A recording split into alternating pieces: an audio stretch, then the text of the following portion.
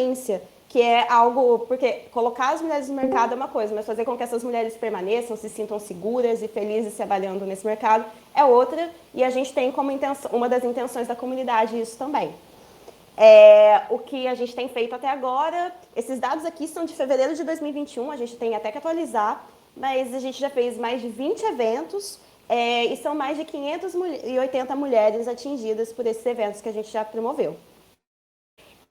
Além desses eventos, né, workshop como esse que vocês estão participando, as lives, nós temos algumas iniciativas fixas, como o nosso clube de leitura, que tem o objetivo de ler livros técnicos e de compartilhar também esse conhecimento, porque quando a gente tem que ler sozinha, às vezes fica uma coisa um pouco maçante para ler coisas além do nosso trabalho. E então, ler juntas e compartilhar esse conhecimento juntas faz o clube de leitura ser uma das nossas atividades favoritas, assim, do coração. Aqui tem a nossa árvore de links, que tem as nossas outras iniciativas também, se vocês quiserem consultar. O que você vai precisar para esse workshop? Primeiro, ter uma conta no Google, que eu espero que vocês já tenham, entrar no nosso grupo do Discord, se vocês estão aqui, vocês já estão no grupo, e dedicação e confiança, que é uma coisa que a gente vai construindo juntas. Não se preocupem, que é o mais importante para a gente chegar ao fim do workshop e conseguir também transmitir no final dele esse nosso conhecimento para outras pessoas. Então, vamos que a análise de dados está chegando. E a gente vai se apresentar um pouco para vocês saberem quem são essas pessoas que estão falando aqui com vocês. A Andressa Freire, você quer se apresentar, Andressa? Ai, pode ser, Dai. Oi, gente, prazer estar aqui com vocês. Na foto eu tô super diferente, né? Tô com outro cabelo, mas a costume que é assim mesmo. É, é muito legal estar aqui com vocês. A Dai arrasou aí na apresentação. Hoje eu sou cientista de dados sênior lá numa empresa chamada Coin, que é uma empresa da Decolar. Eu sou coordenadora também aqui no EA Girls, faço coordenação de eventos junto com as meninas. Eu costumo aí fazer palestra de ciência de dados, eu sou colunista na Female Tech Leader.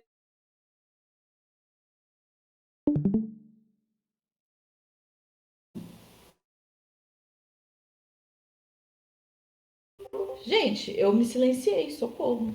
Eu Que percebi parte que eu essa. parei de falar? Eu falei, você falou que você era colunista de diversidade na Female Tech Leaders e aí sumiu. Meti o dedo no mudo aqui, meu Deus do céu. Gente, eu tô perdida, eu sou uma idosa. Peraí, Acontece. voltando. Acontece. Ai, gente, loucura, mas tudo bem, a gente vai aprendendo juntas. Eu também sou coordenadora de eventos aqui junto com as meninas.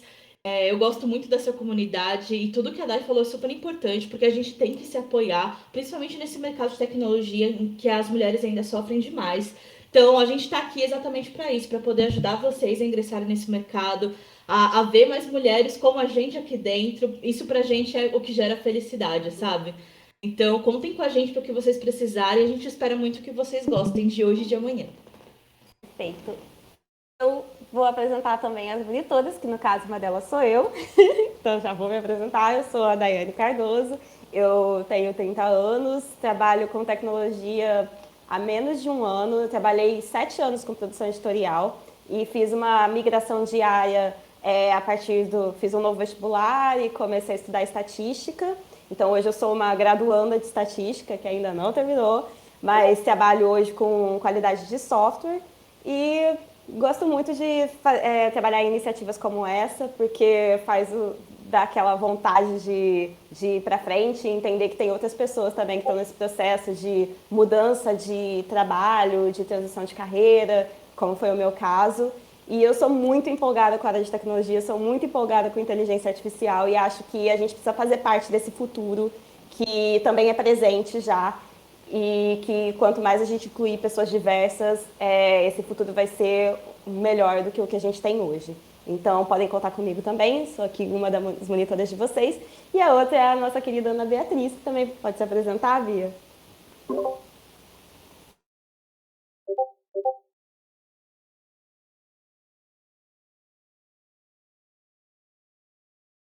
Perfeita.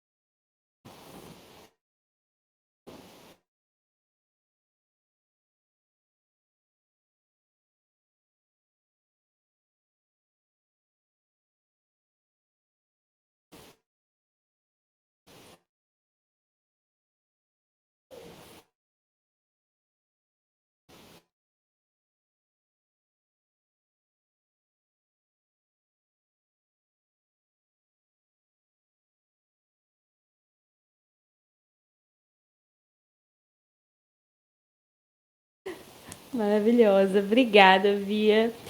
Então, tá. E aqui a nossa mensagem final é: bora usar seus novos poderes para ajudar pessoas a fazerem a diferença na nossa sociedade, porque é essa a intenção da comunidade mesmo, não é deixar essa coisa fechada, é fazer com que esse conhecimento circule e mais pessoas consigam engajar umas outras pessoas e transformar esse mundo a partir dos pequenos passos mesmo, das atitudes de cada uma de nós. Isso, a apresentação acabou e agora vou começar o workshop.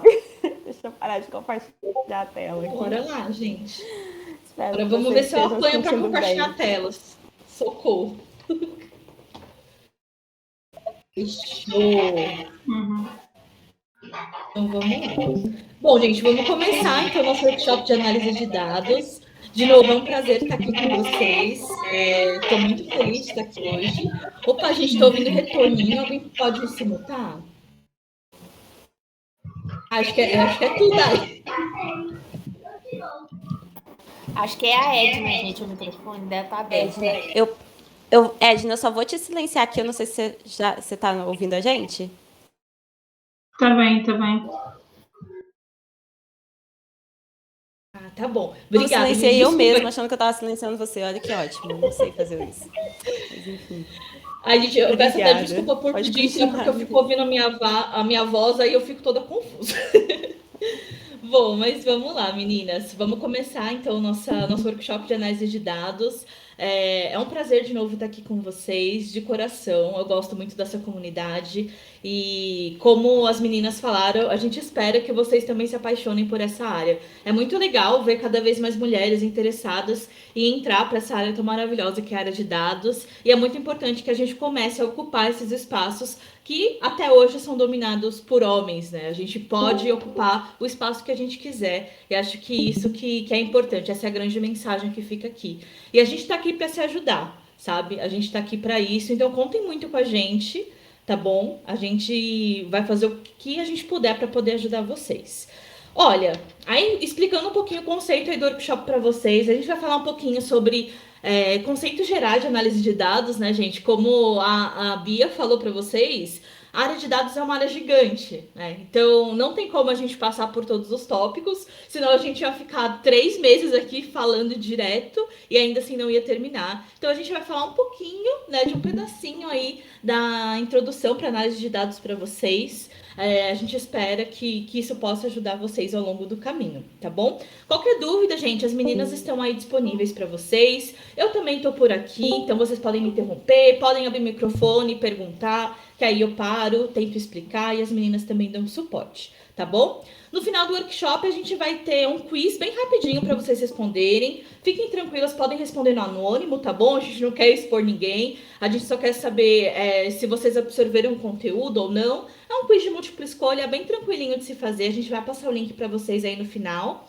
E aí, amanhã, antes da gente começar a próxima aula, eu vou parar um pouquinho, uns 10 minutinhos antes, e vou responder com vocês o quiz, tá? Para explicar, enfim, as respostas, para caso alguém tenha errado alguma coisa ou outra, belezinha? Então, bora lá, gente. Bom, já me apresentei aí para vocês. Eu vou só deixar, depois que a gente terminar aqui, o meu LinkedIn. Se vocês digitarem lá Andressa Freires, vai aparecer para vocês. Opa, alguém falou alguma coisa?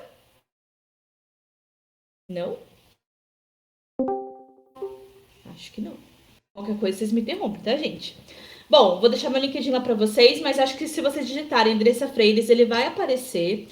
Hoje em dia eu também estou oferecendo mentorias gratuitas, gente. Então eu vou deixar o link também para vocês no final, para vocês, caso queiram, agendarem ali no meu Calendly, para a gente conversar, trocar uma ideia sobre dados, falar sobre primeiros passos aí na transição de carreira, caso alguém esteja interessado em fazer isso. Enfim, o que eu puder fazer para ajudar vocês, estou super disponível, tá bom? Então vamos lá, vamos começar aqui falando primeiro sobre o conceito que vocês que estão entrando nesse mundo de dados vão começar a ouvir bastante, tá? Que é o conceito Data Driven. Não sei se vocês já ouviram esse conceito alguma vez na vida, mas caso não, vou apresentar eles para vocês, tá, gente? O que é esse conceito Data Driven? Por que as empresas estão falando muito sobre ele? Né? Por que as empresas estão buscando ser assim? Então vamos entrar um pouquinho nessa pauta. Aí começando a falar um pouquinho sobre dados, gente, que é a base de tudo que a gente está fazendo aqui hoje, é a base do nosso trabalho. Então, tudo que a gente faz hoje, absolutamente tudo, meninas, gera dados, tá? Então, qualquer toque que você dá no seu celular, tudo que você faz gera dados aí para alguém consumir, para alguém usar a seu favor, tá? O que são esses dados? Eles são elementos ali que vão construir as informações. São essas partes brutas das informações, né? Ele não é um conhecimento que já está tratadinho, bonitinho. Então, quando a gente junta esses dados que a gente tem, quando a gente trata eles, quando a gente olha para eles com carinho, aí sim a gente consegue transformar esses dados em informação, a gente consegue ter a interpretação desses dados e a gente consegue tirar ideias, tirar conclusões deles, tá bom? Então, quando a gente tira conclusões dos dados, é aí que estão as nossas inovações, tá? É aí que as empresas conseguem trazer grandes produtos e grandes inovações para o dia a dia. E aí, deixa eu passar aqui que travou. Beleza, voltou. E aí, falando um pouquinho da cultura data-driven, tá, gente? O que é essa cultura data-driven? Vocês vão ouvir falar sobre isso, caso vocês ainda não tenham ouvido. Então, essa cultura data-driven basicamente significa orientada a dados, tá? Então, dados, driven é orientado, tá bom? Então, essa cultura, ela prioriza a tomada de decisão baseada em dados. Até um tempo atrás, as empresas, elas não tinham noção do poder que os dados internos delas mesmas tinham na hora de direcionar o dinheiro, na hora de contratações, na hora de fazer alguma propaganda de marketing. As empresas não sabiam, não tinham noção da dimensão do poder que os dados tinham, né? Essa onda da importância de dados ficou muito mais, teve esse boom muito maior agora, né? Agora nos últimos anos, aí nos últimos 10, 15 anos, com o surgimento de grandes tecnologias. Então, com o surgimento do celular, dos computadores pessoais, que todo mundo começou a adquirir. Então, as pessoas estão cada vez mais conectadas hoje em dia. Todo mundo tem rede social, todo mundo faz alguma coisa na internet. Então, as empresas estão começando a perceber a importância dos dados. Por quê? Se está todo mundo gerando dados a todo momento, por que não usar esses dados, né? Para gerar mais lucro aí para as empresas. Então, está todo mundo de olho nos dados por conta disso. Então, toda vez que a gente tem dados ali no nosso dia a dia, a gente sabe que quanto mais a gente tiver esses dados tratadinhos, bonitinhos, quanto mais informações a gente tiver, e quanto mais as pessoas tiverem acesso a essas informações, principalmente as pessoas que estão lá em cima nas empresas tomando as decisões finais, mais eficientes e mais assertivas vão ser os processos de decisão. E aí, seja qual for o processo, tá? Pode ser de contratação, direcionamento de campanhas, enfim, tudo que a empresa faz hoje tem que ser orientado a dados, tá? Então, provavelmente, se vocês forem entrar em alguma empresa que seja mais voltada para tecnologia, é muito possível que vocês encontrem profissional de dados em todas as áreas, tá, gente? E eu falo em todas mesmo. Eu trabalhei no PicPay, hoje eu tô trabalhando na Coin, e é praticamente certo, assim, que em toda a área, até no RH, tem uma pessoa de dados ali para ajudar, tá bom? Isso tudo para melhorar mesmo os processos, para orientar as pessoas da melhor forma possível. Os dados são muito poderosos. E aí, a gente entra numa segunda pauta, que é a importância de ter o contexto do problema, né? A gente não usa dados assim à toa, né? A gente sempre tem um problema por trás que a gente quer resolver, o que a gente quer ajudar alguém a melhorar, né? Então, a gente precisa ter o contexto desse problema. O que eu quero dizer quando eu falo sobre isso? Aí, antes de entrar nessa pauta, eu quero indicar esse livro aqui para vocês. Ele tá aqui do ladinho. Eu não sei se vocês estão conseguindo enxergar o nome, mas ele se chama Storytelling com Dados, tá? É de uma moça chamada Cole, e os outros nomes eu não consigo pronunciar. Mas é uma moça. Esse livro, se vocês jogarem Storytelling com dados ali no Google, ele vai aparecer bem fácil. Eu tenho o link também, se vocês quiserem. Ele não é muito caro, acho que deve estar em torno de uns 30, 40 reais hoje. Ele é um livro muito gostoso de se ler. Ele é bem fácil, bem acessível para quem está começando, para quem já está na área. Ele é um livro muito útil. Essa moça, ela trabalha ainda, se eu não me engano, no Google. Então, ela juntou ali os anos de carreira que ela teve dentro da empresa e montou esse livro para ajudar as pessoas a terem um guia sobre dados, como que você usa os dados no dia a dia para conseguir melhorar suas soluções. Então, deixo aí de dica para vocês, no final posso passar o link para vocês conseguirem acessar, tá bom? Então, vamos lá. Por que a gente tem que ter o contexto dos problemas por trás que a gente quer resolver, né? Então, os dados por si só, gente, eles não servem para nada. Pode parecer estranho a gente falar isso, mas é verdade, eu juro. Dados soltos ali, dados que alguém não sabe pegar, não sabe tratar, não sabe colocar um gráfico ali que ajude a tirar alguma conclusão, não servem para nada. A gente precisa entender melhor o que a gente está querendo resolver, né? Então, a gente tem que entender o contexto de tudo que a gente está tentando ajudar a resolver. Por que eu falo isso? Porque as áreas de dados, eu não sei como que é para as meninas, mas pelo menos nos lugares onde eu já trabalhei, a gente que trabalha com dados funciona como uma espécie de consultoria, né, para as áreas da empresa. Então, tem pessoas de dados que trabalham para atender a área de marketing, tem pessoas de dados que trabalham para atender a área de RH, tem pessoas de dados que trabalham para atender a área de user experience, e tem pessoas como eu que são usadas para atender as áreas de crédito, né? Então, eu trabalho especificamente com crédito. Então, a gente sempre está ali para atender áreas diferentes. E essas áreas, cada área tem as suas regras, cada área tem os seus problemas a se resolver. Então, quando a gente fala de contexto, de entender o contexto por trás dos problemas, a gente está falando disso. De chegar, sentar com a área que a gente vai atender, conversar com as pessoas, tentar coletar o contexto das coisas que elas querem resolver, entender o problema a fundo. Hoje em dia é muito engraçado, né? A gente que trabalha com ciência de dados e vai atender essas áreas diferentes, todo mundo pede modelo, todo mundo quer um modelo para isso, um modelo para aquilo. E quando a gente senta para conversar com as pessoas, no fundo, às vezes, uma planilha do Excel pode resolver o problema, sabe? Então, essa área de dados bombou tanto que tá todo mundo querendo soluções, assim, da NASA, e nem sempre a gente precisa, né? Então, por isso que a gente tem que sentar com as pessoas, entender bonitinho qual o problema que elas querem resolver e orientar as pessoas do melhor modo possível a chegar numa solução que seja boa para todo mundo, né? Que não gaste tanto tempo, que seja fácil de ser implementada, que seja fácil de ser usada, né? Então, primeiro, a gente tem alguns passos aí que a Cole, ela enumera ali nesse livrinho que eu indiquei para vocês, para a gente entender como que a gente prossegue para ter esse contexto, né? Então, primeiro de tudo, quais informações a gente pode considerar relevantes para o andamento da solução? Então, é nesse momento que a gente senta ali com as pessoas que a gente está atendendo e começa a discutir, beleza, o que vocês precisam, quais são os dados ali que vocês gostariam de ter que são relevantes para o que vocês querem resolver. E aí, o segundo passo, quem que vai usar essa solução, né? Para quem que ela vai ser útil? O que a gente vai saber a respeito dos usuários? Vão ser as pessoas que a gente está atendendo ali? Vão ser as pessoas da nossa própria empresa que vão usar? Caso sim, a gente tem um modo de abordar, a gente consegue estar ali mais diretamente com a pessoa, a gente consegue fazer um treinamentozinho para a pessoa usar a nossa solução. Mas caso não, caso seja para o usuário final ali do produto da empresa, como que a gente faz? Então é muito importante a gente sentar e conversar e discutir tudo isso. É muito importante a gente saber quem vai ser o usuário final da nossa solução de dados, tá? Porque a gente que está nessa área, a gente conhece, né? A gente conhece o que a gente está fazendo.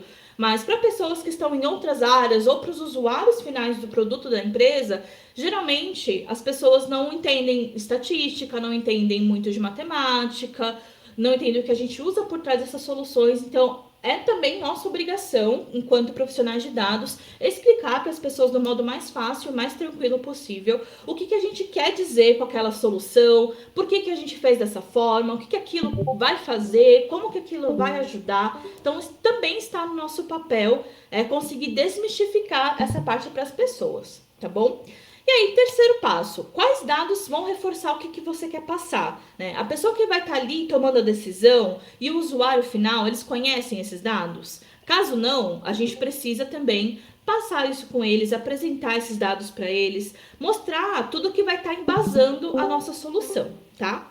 Outra coisa que a gente tem que considerar são onde estão os riscos, quais são os fatores que podem vir a ser impeditivos para o desenvolvimento da nossa solução e para o uso dela lá no final, né? E esse fator de risco, esses fatores impeditivos podem ser vários fatores diferentes. Eu já estive em lugares, por exemplo, onde o meu grande fator impeditivo foi não ter uma máquina que fosse boa o suficiente para eu construir a solução, por exemplo. Toda vez que eu tentava ali construir o modelo que a área lá de crédito tinha pedido, a minha máquina não aguentava a quantidade de dados que a gente tinha e acabava pifando e eu perdia toda vez, todo dia quase eu perdia o meu trabalho inteiro. Então, isso pode vir a ser um fator impeditivo. Outro fator que pode ser impeditivo é, beleza, alguma área pediu ali uma solução para você, pediu ajuda com alguma coisa e acabou que você foi lá, tentou ajudar, tentou conversar para entender o problema e a pessoa, putz, não deu muita atenção, não te deu todas as informações que você precisava, você ficou meio desnorteado. Então, isso é uma coisa que pode vir a ser impeditiva também no nosso dia a dia. Então, a gente tem que elencar esses fatores, a gente tem que elencar essas coisas que podem vir a nos impedir e pedir uma ajudinha para que isso não atrapalhe o nosso dia a dia, o nosso desenvolvimento da solução. E por último, quais são os recursos que a gente tem ali para conseguir alcançar esse objetivo? E a gente tem que ver se eles são suficientes para que a gente consiga fazer isso, tá bom? Então são só algumas dicas para a gente conseguir coletar esse contexto com as pessoas que estão necessitando de alguma solução voltada para dados. E aí, tem outra coisa que é muito importante, que é o pensamento focado em análise de dados, gente. Esse pensamento, ele é muito importante e eu vou falar um pouquinho do porquê para vocês. Ele ajuda bastante, tá? Então, eu vou até indicar um segundo livro, deixa eu só beber um pouquinho de água, porque minha garganta secou já.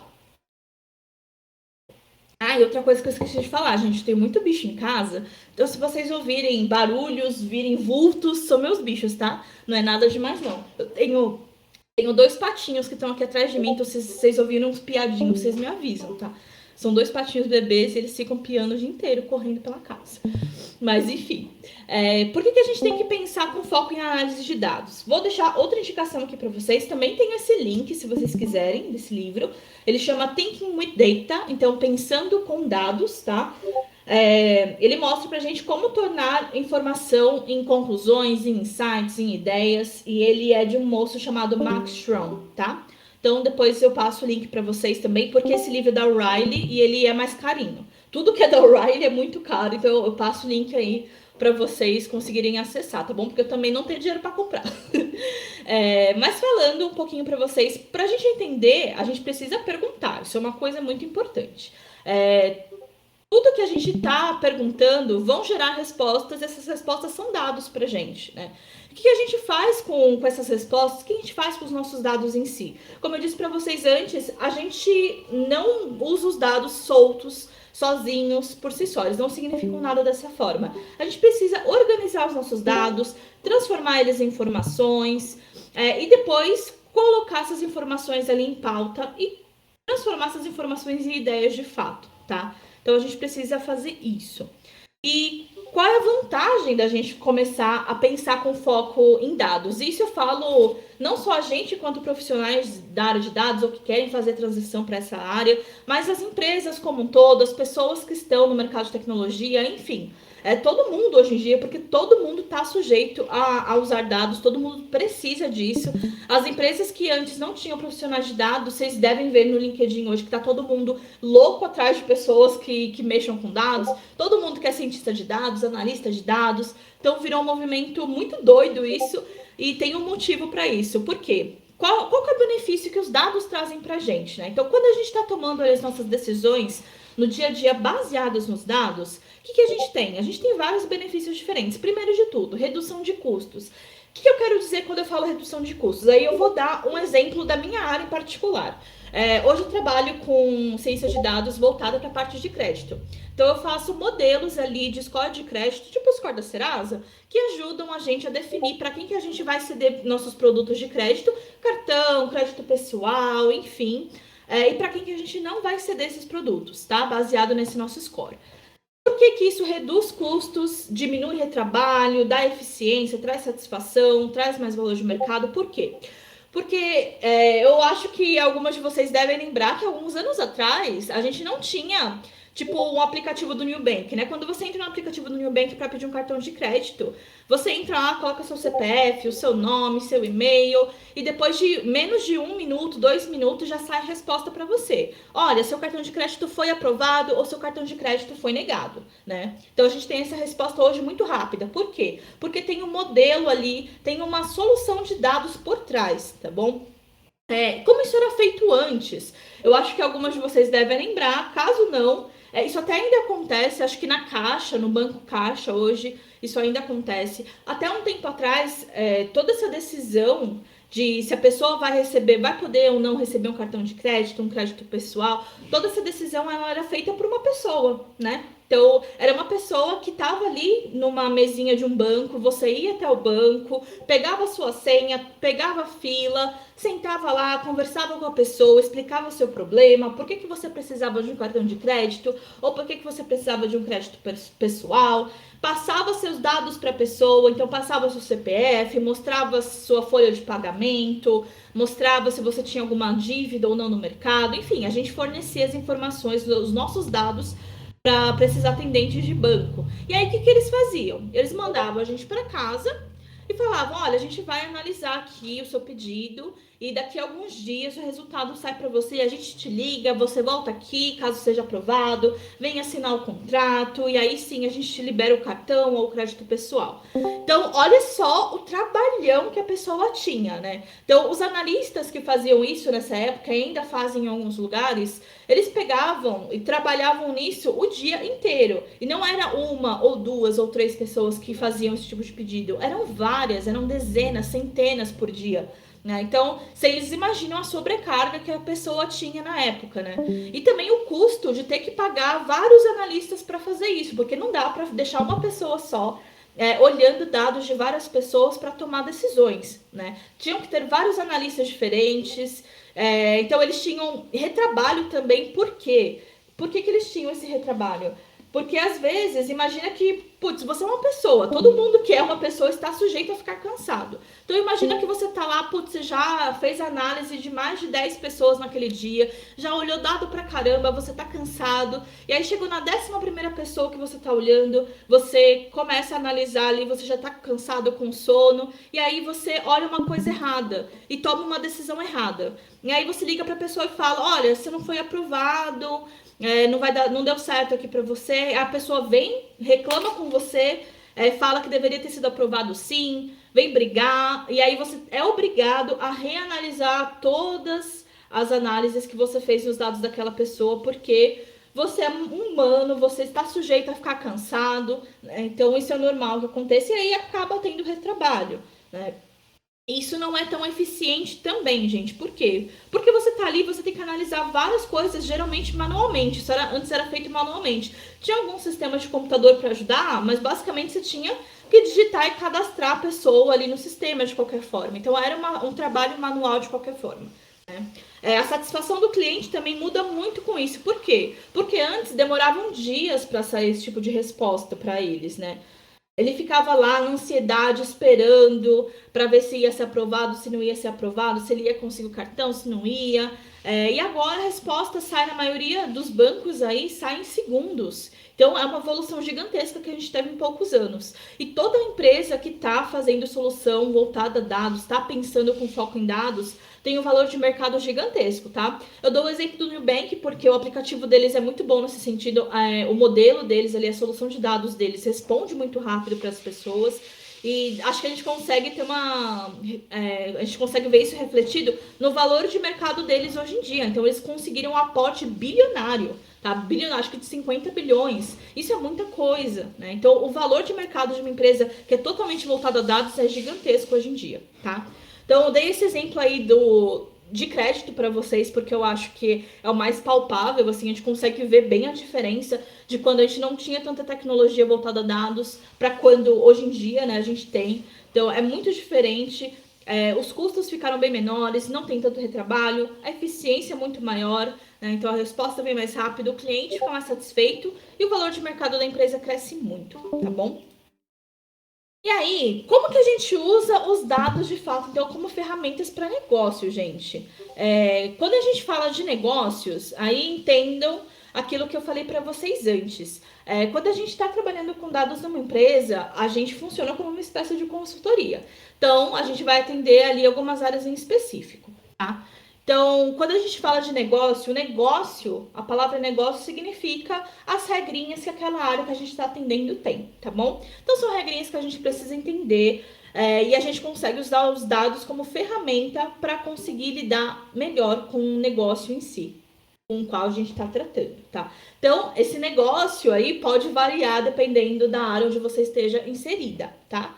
Mas é bem tranquilo, não tem muito como a gente aprender isso por fora, né? Geralmente a gente aprende sobre o negócio quando a gente está lá dentro da empresa, quando a gente está inserido nele, tá? Então não se preocupem muito com isso. Assim que vocês entrarem, fizerem a transição de vocês, é aí que vocês vão aprender de fato essa ferramenta chamada negócio que a gente fala, tá? Não se preocupem com isso. E eu não sei se vocês já ouviram, mas quando perguntam, mas o que você precisa, né? Do que a gente precisa para ser cientista de dados, para a gente ser um profissional de dados? Geralmente a gente fala que a gente precisa de 3 grandes coisas, né? Então, saber programar um pouquinho. Por isso que a gente vai falar um pouquinho de Python com vocês amanhã. A gente também precisa saber um pouquinho de matemática e estatística, para a gente entender o que está por trás daquilo que a gente está fazendo no dia a dia. E a gente também precisa entender do negócio onde a gente está inserido, tá? Então é só por isso que eu estou trazendo essa pauta do negócio para vocês, mas não se preocupem, porque isso a gente só aprende no dia a dia mesmo. E aí, gente, por que a gente fala que o negócio, entender do negócio que a gente está tratando, que a gente está atendendo... Aqui termina meio-dia. Oi, alguém falou alguma coisa? Não. Qualquer coisa, vocês vão me interrompendo, tá, gente? Quando a gente está falando ali de entender o negócio, quanto mais a gente estiver imerso, quanto mais a gente perguntar para as pessoas que estão ali dentro do negócio, melhor vão ser as nossas soluções, melhor a gente vai conseguir usar esses nossos dados para fazer as previsões, para fazer ali, entregar a solução que a pessoa que está precisando precisa, né? Então a gente consegue usar os dados e juntar eles com o negócio de uma forma que fica bem bacana, sabe? A gente precisa fazer de tudo, assim, no nosso dia a dia, enquanto profissional de dados, para conseguir entrar no máximo de detalhes do negócio possível, tá? Para a gente entender, de fato, qual é o problema. Porque, de novo, né, a gente está aqui para fazer um trabalho mais técnico. E as pessoas que estão inseridas dentro do negócio é que vão saber qual é o problema que eles estão precisando resolver ali. Então, a gente precisa procurar os colegas, vai atrás da galera que trabalha com isso, pergunta bastante, não precisa ter vergonha, não precisa ter medo, dá cara a tapa, vai lá, pergunta, faz uma listinha de coisas que você precisa saber, né? Então, aprendam muito com as pessoas que estão inseridas ali no negócio, porque isso só vai melhorar o seu trabalho, tá bom? Lógico, que nem eu falei para vocês, a gente precisa muito ter o conhecimento em dados, mas o conhecimento do negócio às vezes é o que destaca a gente, sabe? A gente tem um impacto que às vezes é muito maior lá no final. Por quê? Porque a gente entendeu o problema, a gente entendeu o contexto que precisa ser resolvido. Isso dá muito valor pra gente quanto profissional de dados, tá, gente? E aí, como que a gente tira insights, como é que a gente tira ideias a partir de dados? Deixa eu só beber aqui meu chazinho. Como eu já disse para vocês algumas vezes, né, gente? Dados não são iguais a insights, não são diretamente ideias, né? Infelizmente, não é assim que a banda toca, não é tão simples assim. A gente precisa fazer todo um processo de organização dos dados, um processo de tratamento, de transformação, para que aí sim a gente consiga transformar esses dados em informação e consiga tirar conclusões deles, tá? Quando a gente tem esses dados organizados, a gente consegue ter uma visão geral muito melhor do que está acontecendo com a empresa, do que está acontecendo com o nosso negócio. Quando a gente tem esse acesso fácil a esses dados organizados, é muito mais fácil a gente processar qualquer ideia e tomar decisões que são muito mais inteligentes, tá? Então, a gente, de fato, conseguir transformar os dados em insights é o que torna a gente um bom profissional de dados, tá? Então, isso é super importante no nosso dia a dia. E como que a gente faz isso, né? Beleza, muito bonito falar, não, é muito legal, você precisa saber transformar os dados, você precisa conseguir fazer isso, mas como que a gente faz isso? Como que a gente olha para os dados dessa forma, né? Então, vamos lá. Primeiro, Oi, alguém falou alguma coisa? Tranquilo, gente? Tudo tranquilinho? Ó, vou seguindo, tá? Qualquer coisa vocês vão me avisando. Então, como que a gente transforma os dados em insights, tá, gente? Primeiro de tudo, a gente sempre se concentra em tendências, não nos pontos em particular dos dados, tá? E isso é super importante. Por quê, gente?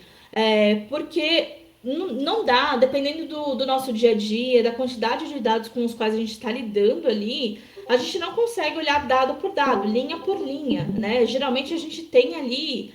Cara, a gente tem milhões de linhas ou centenas de milhares, a gente tem muita coisa e não tem como a gente olhar tudo, né? Então, a gente usa geralmente muitas ferramentas para sumarizar os nossos dados. Então, a gente se concentra nas tendências. Então, a gente olha os dados no geral. Se a gente tem algum dado ali Fecha falando as de janelas. valor... Oi?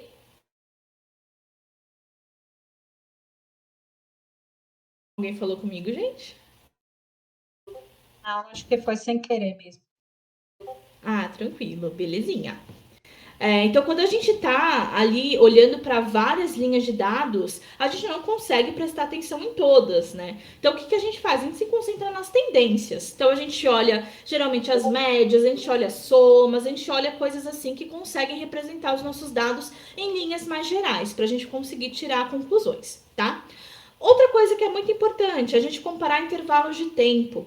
Por quê? Porque a gente precisa, geralmente, dependendo do que a gente está fazendo no dia a dia, olhar como que o nosso público, como que o nosso produto está mudando com o passar do tempo. Isso geralmente ajuda muito a gente a entender melhor como nossa empresa está indo, como o produto que nossa empresa está vendendo está se saindo do mercado, se está bom, se não está, se está vendendo bastante, se está vendendo pouco. E a gente consegue ver isso olhando como que esses números estão com o passar do tempo. Então, olhando no mês, olhando no próximo, e é assim que a gente começa a fazer estudos que são um pouquinho mais completos. Outra coisa que a gente faz é procurar relacionamentos fortes, tá? O que a gente quer dizer com isso? Geralmente, quando a gente olha uma informação só, uma coluninha ali de algum dado, a gente não consegue tirar grandes conclusões dela sozinha. Mas se a gente une com uma outra coluna, geralmente a gente consegue achar um relacionamento que pode ser muito forte e que consegue gerar ali uma conclusão muito mais legal pra gente, né? Por exemplo, é muito legal eu ter, sei lá, tô ali no aplicativo, tô oferecendo algum produto voltado para qualquer pessoa, tô oferecendo um cartão de crédito. E ali é muito legal, por exemplo, eu saber a idade que os meus clientes ali têm, os clientes que estão consumindo meu cartão de crédito têm. Isso é uma informação que pode ser muito poderosa, porque eu consigo direcionar melhor os produtos para essas pessoas. Mas, beleza, mesmo dentro da mesma faixa etária, da mesma faixa de idade, as pessoas podem ser muito diferentes, terem gostos muito diferentes. Então, é muito legal também, além de saber a idade, por exemplo, saber onde que essas pessoas estão gastando, por exemplo. Então, olha, sei lá, eu posso descobrir que as pessoas de 20 a 25 anos estão gastando muito, sei lá, comprando jogos. Então, aí eu consigo direcionar melhor algum produto diferente para essas pessoas. Né? Ou, sei lá, pessoas de 30 a 35 anos estão comprando muita viagem. Então, eu consigo também fazer alguma coisa mais específico para esse público. Então, é muito legal a gente procurar esse tipo de relacionamento entre variáveis, tá? Entre colunas de dados. É a partir dessas relações, desses estudos mais completos, que a gente consegue, de fato, tirar grandes conclusões. Outra coisa que a gente pode fazer é sempre experimentar perspectivas diferentes, né? Então, como que a gente faz isso? O que a gente quer dizer com perspectivas diferentes? A gente, geralmente, quando está lidando ali no dia a dia com dados, a gente tem uma visão, né? A gente está acostumado a fazer um certo tipo de coisa, a olhar para os dados através de algumas ferramentas, de algumas estatísticas específicas que a gente aprendeu, que a gente está acostumado a usar. Porém, nem sempre aquilo que a gente está acostumado a usar, que a gente está pensando em usar, é a melhor solução para o que a gente está precisando no momento. É por isso que você trabalhar em equipe é tão importante, porque às vezes você tem uma visão, você está acostumado a fazer alguma coisa, mas o seu colega, a sua colega que está ali no dia a dia, pode te ajudar a olhar para as coisas de uma perspectiva diferente. E vocês conseguem descobrir juntos coisas mais profundas. Então é muito legal que a gente tenha várias pessoas olhando para o mesmo problema de visões diferentes. E é daí que, gente, a diversidade é muito importante no nosso dia a dia, tá? É por isso que quanto mais diversidade a gente tem no nosso dia a dia, melhor se saem aí os produtos gerais das empresas. Por quê? Porque a gente vai ter várias pessoas olhando de modos muito diferentes para os nossos dados, tá? E por último, a gente tem que ser sempre cético quando a gente está analisando os dados. Por quê? A gente tem que olhar de vários ângulos diferentes, se questionar o que a gente está fazendo. Será que esse gráfico aqui que eu estou colocando é o melhor para visualizar esses dados? Será que é essa a pergunta mesmo que eu quero responder? Então, a gente tem que se certificar que está tudo certinho, porque os dados eles são muito poderosos e eles podem enganar a gente, tá? Então, é muito importante que a gente fique de olho nessas coisas e se questione o nosso trabalho o tempo todo. É muito importante que a gente tenha essa autocrítica, mas não demais, tá, gente? Tem tudo tem limite. Então não adianta ficar também se jogando no chão o tempo todo. É só se questionar no sentido de, olha, será que eu posso fazer isso de um jeito diferente? Tá? É nesse sentido. Porque eu entendo que a síndrome da impostora bate muito na gente, em mim até hoje bate. Mas com o passar do tempo a gente vai ganhando confiança e a gente vai saindo dessa, tá? E aí, vamos chegar no tópico que é importantíssimo, que é a estatística, gente. Eu falei para vocês que geralmente a gente precisa ter 3 grandes conhecimentos para entrar em dados, né? Então, estatística e matemática, programação e o conhecimento ali do negócio, né? Aí vale uma observação para vocês. A gente precisa ser expert nos 3? De jeito nenhum, tá, gente? De jeito nenhum. É muito difícil, não, acho que não existe esse profissional ou essa profissional que seja um unicórnio, tá? O que a gente chama de profissional unicórnio? Aquela pessoa que sabe absolutamente tudo com 100% de certeza, tá? Isso não existe. Não se preocupem com esse tipo de coisa. Sempre valorizem a fortaleza de vocês. Vocês são muito boas em conversar com as pessoas, em coletar as informações, em fazer ali a pesquisa com a área que tá precisando de uma solução. Valorize seu ponto forte, que provavelmente é no negócio. Você é muito bom em estatística, muito bom em matemática, valorize seu ponto forte. Você é muito bom em programação, valorize seu ponto forte. Quando eu entrei no mercado de trabalho, meu ponto forte, acho que ainda é, na verdade, é a programação. Porque eu programo faz bastante tempo, programo desde os 15 anos. Então, sempre foi o ponto que eu tentei deixar como maior destaque ali pro meu dia a dia. Mas tem colegas meus que o ponto forte era a estatística, era a matemática, e a gente ia se complementando com o passar do dia, tá? Então, no final das contas, é isso que é importante. Não se preocupem caso vocês não saibam todas essas 3 coisas muito bem. Vocês precisam ter uma noção básica para conseguirem fazer o que vocês precisam no dia a dia, tá? Não precisam ser expertos em tudo, não se assustem com isso. Todo mundo consegue aprender um pouquinho de estatística, um pouquinho de matemática. Vocês só precisam confiar em vocês, tá bom? Então vamos lá, o que é estatística, gente? Só passando aí um pouquinho até de história para vocês, porque eu acho sempre legal dar um contexto por trás. Então a estatística, ela significa Statisticus Collegium, ela vem dessa expressão lá de latim, que significa Conselho de Estado. E por que Conselho de Estado? Lá na antiguidade, né, os governos eles começaram a ficar muito interessados pelas informações das suas populações, principalmente as informações de riquezas, né? Isso por quê? Porque eles queriam olhar, né, em questões militares, verificar quantos homens tinham dentro das casas das pessoas para eles poderem pegar para o exército, quantas riquezas as pessoas tinham, né? Se as pessoas tinham muito dinheiro, se as pessoas tinham muita comida disponível ali nas suas plantações, porque eles também pegavam um pouquinho como imposto, né? Dessa época aí que surgiram os impostos também, que vivem até hoje, né?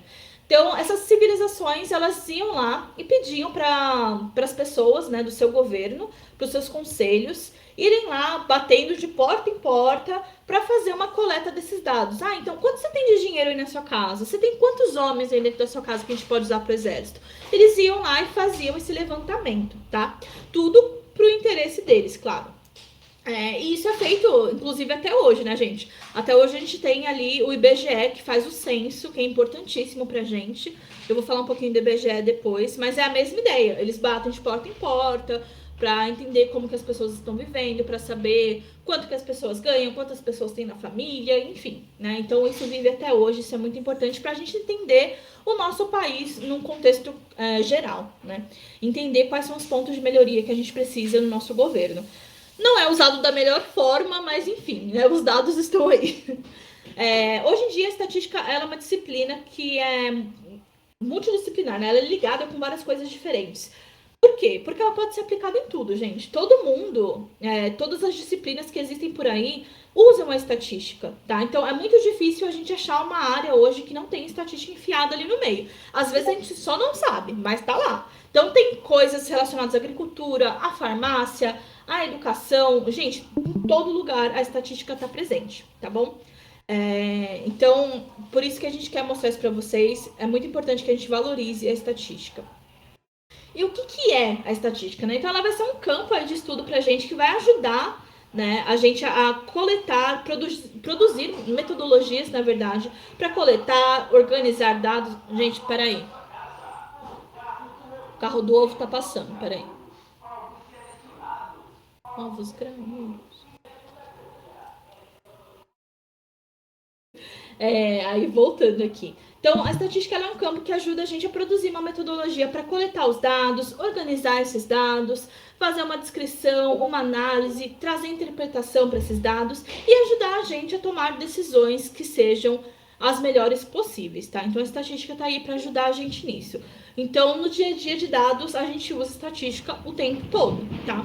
E vocês vão entender em que âmbito eu tô falando isso. Não é, assim, uma coisa super complicada, de outro mundo. Vocês vão ver que são coisas que vocês sabem, tá? Que são de conhecimento comum. Então, não precisam se assustar com nada disso. Então, quando a gente tá aqui falando no Brasil, a história da estatística aqui, ela tá muito ligada ao IBGE, que é o Instituto Brasileiro de Geografia e Estatística, tá? E ele nasceu ali no período do Império aqui no Brasil. Então, ele é muito, muito, muito antigo, tá, gente? Então, só mostrando para vocês que o IBGE é o nosso grande instituto ali, baseado em estatística. E é ele que coleta as informações ali de todo o nosso país. Por isso que tudo que ele faz é muito importante. Por isso que o nosso censo ele não pode estar ameaçado. A gente precisa ter verba para fazer um censo, para conseguir entender melhor como estão os nossos números do nosso país com relação a tudo. O IBGE é importantíssimo para a gente, tá? E qual que é a utilidade da estatística em si, né, gente? Então, geralmente a gente usa a estatística para conseguir apresentar os nossos dados de uma pesquisa, usando tabela, usando gráfico, como eu coloquei aqui como exemplo para vocês. Só que é importante, mais do que conseguir colocar uma tabela, conseguir fazer um gráfico, a gente saber interpretar esses dados que estão sendo apresentados, tá bom? Então, aqui eu coloquei a taxa de desemprego por país, só para vocês terem uma noção de como que a gente pode apresentar um dado aleatório, tá? Então, mostrando aqui a taxa de desemprego na Ucrânia, Eslovênia, Itália, Brasil, enfim, né? Então, só para vocês verem como que a gente pode apresentar os dados de formas diferentes. No final desse PPT, a gente vai falar um pouquinho sobre como que a gente apresenta os dados da melhor forma possível, como que a gente consegue fazer gráficos bonitos, tá? Então, vamos falar um pouquinho das medidas estatísticas, que são aí as coisas que a gente de fato usa no dia a dia, tá, gente? O que são as medidas estatísticas? Quando a gente está fazendo uma análise estatística, a gente geralmente usa essas medidas que ajudam a gente a ter uma noção geral dos nossos dados. Então, a gente geralmente usa as medidas de posição e as medidas de dispersão, tá? As de posição são as coisas que eu acho que a gente mais conhece, né? Que é média aritmética, mediana, moda. E tem as de dispersão, que tem o desvio padrão, desvio médio, variância, enfim. E eu vou mostrar algumas dessas coisas para vocês hoje. De novo, não dá para mostrar tudo, porque é um workshop, é uma coisa mais rápida mesmo. Mas eu espero que dê pra gente conseguir passar por pelo menos alguns desses tópicos. Então vamos lá, gente. Começando com a média aritmética. O que é a média aritmética, gente? Ela vai pegar um conjunto de valores e vai somar esses valores e dividir pela quantidade de valores, tá? Que a gente tem. Então aqui coloquei um exemplinho para vocês. A gente tem aqui um conjuntinho que vai de 1 até 6. A média aritmética desse conjunto vai ser qual? Vai ser 1 mais 2 mais 3 mais 4 mais 5 mais 6... dividido pela quantidade de números que a gente tem, que são 6 números, tá? E é assim que a gente consegue tirar essa média aritmética, que pode ser muito legal para a gente ter uma noção de como alguns dos nossos dados estão em linhas gerais, tá? Outra coisa que é às vezes muito interessante é a mediana, tá? A mediana, o que a gente faz com a mediana? Geralmente a gente pega um conjunto de dados, a gente coloca numa ordem, seja crescente ou decrescente, geralmente a gente coloca na ordem crescente, tá? E qual que é a mediana dos nossos dados? ela é o valor que está ali dividindo o nosso conjunto de dados em dois subconjuntos diferentes, tá bom? Ou seja, ele é o valor que está ali no meio do nosso conjuntinho de dados. Coloquei aqui como exemplo para vocês essa primeira linha. Supondo que a gente tenha os números 2, 4, 5, 6, 7, 8, 9. Qual que vai ser a nossa mediana? Vai ser o número 6. Por quê? O número 6 ele está bem aqui no centro, bem no meiozinho aqui dos nossos dados, e ele está dividindo o nosso conjunto de dados em dois conjuntos diferentes. Então, em dois conjuntos de 3 números. Então, tem o 2, 4 e 5 antes desse número 6, e depois do número 6 tem o 7, o 8 e o 9, tá bom? Então, a nossa mediana divide o nosso conjunto de dados em 2, beleza? Quando a gente tem, isso aqui quando a gente tem um número ímpar, né? Aí beleza, é super fácil. E quando a gente tem um número par, como que a gente consegue tirar a mediana? A gente pega os dois valores que estão aqui no centro, dividindo os nossos dados em dois subconjuntos. Então aqui a gente tem no caso o número 1, 2, 3, 4, 5, 6, 8 e 9. Então, os dois números que estão aqui no meio são o 4 e o 5. A gente pega e faz uma média aritmética desses números que estão aqui no centro, tá bom? Então, a gente pega, soma o 4 com 5 e divide por 2. E é aí que a gente consegue a mediana para um conjunto de dados que tem um valor par, tá bom? E a moda, gente? O que a moda diz pra gente, né? A moda, ela é o valor que mais aparece no nosso conjunto de dados, tá? É o valor que tem a maior frequência. Então, vamos supor que a gente tem aqui os números 0, 1, 2, 3, 4, 5, 6, 7, 8, 9, 10. E para cada um desses números, a gente tem uma contagem. Não? Então, a gente tem uma bolinha que pode ser colocada para cada um deles. O número que tiver a maior quantidade de bolinhas é o número que tem a maior frequência, é o que mais aparece ali no nosso conjunto de dados. Então, aqui no caso desse exemplo, o número que mais tem bolinhas é o 5. Então, ele vai ser a nossa moda. Por quê? Porque ele é o número que tem mais frequência, que mais aparece por aqui. Depois dele, a gente tem o 9, que é o que mais aparece, tá? Mas a nossa moda vai ser aqui o número 5. Separatrizes. Separatrizes são coisas muito importantes pra gente, tá, gente? Separatrizes são medidas que vão separar nosso conjunto de dados em um número de partes iguais, tá? A gente tem a mediana, por exemplo, que ela divide o nosso conjunto em duas metades, tá? A gente tem também o quartil, que separa o nosso conjunto em 4 partes iguais, o decil, que separa em 10 partes iguais, e o percentil, que todo mundo conhece, que separa em 100 partes iguais, tá bom? Então, a gente consegue, dependendo dos dados que a gente tem, ter uma noção muito legal de como eles estão dispostos pra gente, fazendo aqui essas separações, tá bom? Depois eu vou mostrar alguns exemplos pra vocês, tá, gente? Isso não vai ficar solto assim, eu prometo. Aí, mostrando o quartil pra vocês, tá, gente? O que são os quartis? Eles são os valores de uma série que vão dividir ali o nosso conjunto de dados em 4 partes iguais. Então, a gente tem geralmente 3 quartis. Tem o Q1, o Q2 e o Q3, tá? Então, antes do Q1, a gente tem 25% dos nossos dados. Entre o Q1 e o Q2, a gente tem mais 25%. Entre o Q2 e o Q3, a gente tem os outros 25%. E acima do Q3, a gente tem os últimos 25%, tá bom? Então, no primeiro quartil, o que ele está dizendo pra gente? Que 25% dos valores ficam abaixo e 75% dos valores ficam acima dessa medida aqui, desse valor que representa o Q1. No segundo quartil, metade dos valores estão acima e metade estão abaixo, tá bom? Aqui dos nossos conjuntos de dados, tá? O que é esse segundo quartil? Ele é a nossa mediana, que eu mostrei pra vocês agora há pouquinho. E a gente tem o terceiro quartil, onde ele diz que 75% dos valores ficam abaixo daquele valor e 25% dos valores ficam acima daquele valor, tá bom? É muito legal pra gente ter uma noção de como os dados estão distribuídos dentro desses valores, tá? E temos os percentis, que é uma coisa bem mais tranquila, que é onde a gente separa ali os nossos dados em 100 partes iguais, tá? E cada parte tem aí 1% de dados espalhados, tá bom? Outra coisa que eu queria falar para vocês era sobre a amplitude total, tá? A amplitude total, ela basicamente não vai levar em consideração os valores da nossa série de dados como um todo. Ela vai simplesmente pegar o maior e o menor valor observado e fazer uma subtração, tá? Só para a gente ter uma noção de até onde os nossos dados vão. Outra coisa que é muito usada é o desvio médio absoluto, né? Ele tem essa fórmula aqui meio feia, tá? Então eu vou falar um pouquinho dela para vocês. Então, para cada um desses valores do nosso conjunto de dados, que é esse XI aqui, ó, que vocês estão vendo, esse desvio médio ele é definido pelo módulo da diferença entre esse valor XI que a gente está olhando naquele momento e a média do nosso conjunto de dados como um todo. Isso dividido pela quantidade de linhas ali que a gente tem dos nossos dados, tá bom? Então, esse desvio médio, ele vai mostrar pra gente a média dos desvios absolutos, tá? Outro conceito que a gente tem que é muito importante é a variância. O que a variância vai falar pra gente? Ela vai medir a dispersão dos nossos dados em torno da nossa média. Então, ele vai dizer o quão longe os nossos dados estão do nosso valor de média, tá bom? Então, ele vai levar em consideração todos os valores do nosso conjunto de dados. Então, ele é um índice que é muito usado geralmente, tá?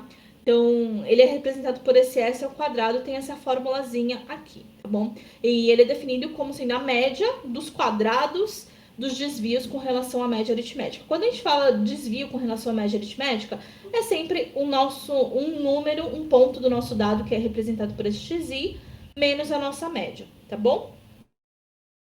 E por último aqui, a gente tem o desvio padrão, que eu acho que bastante gente já deve ter ouvido falar, a gente costuma ver muito na escola, e ele é muito usado, né, juntamente com a variância ali.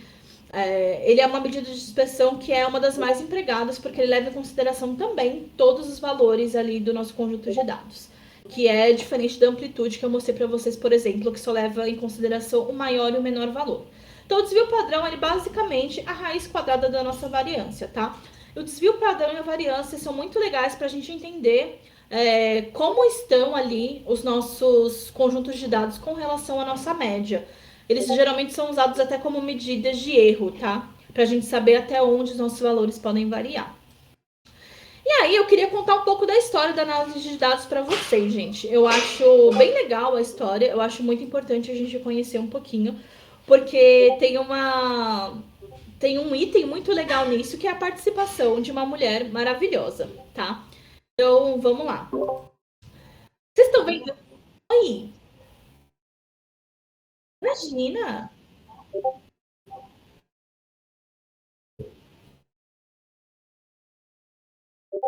Ah, para desligar minha câmera? Opa, desliguei. Deu certo? O que tava rolando, gente? Perdi tudo. O que aconteceu?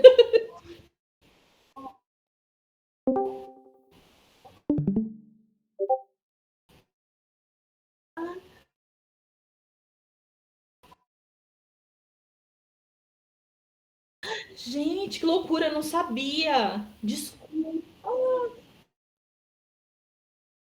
Nossa, Ana, rainha, obrigada.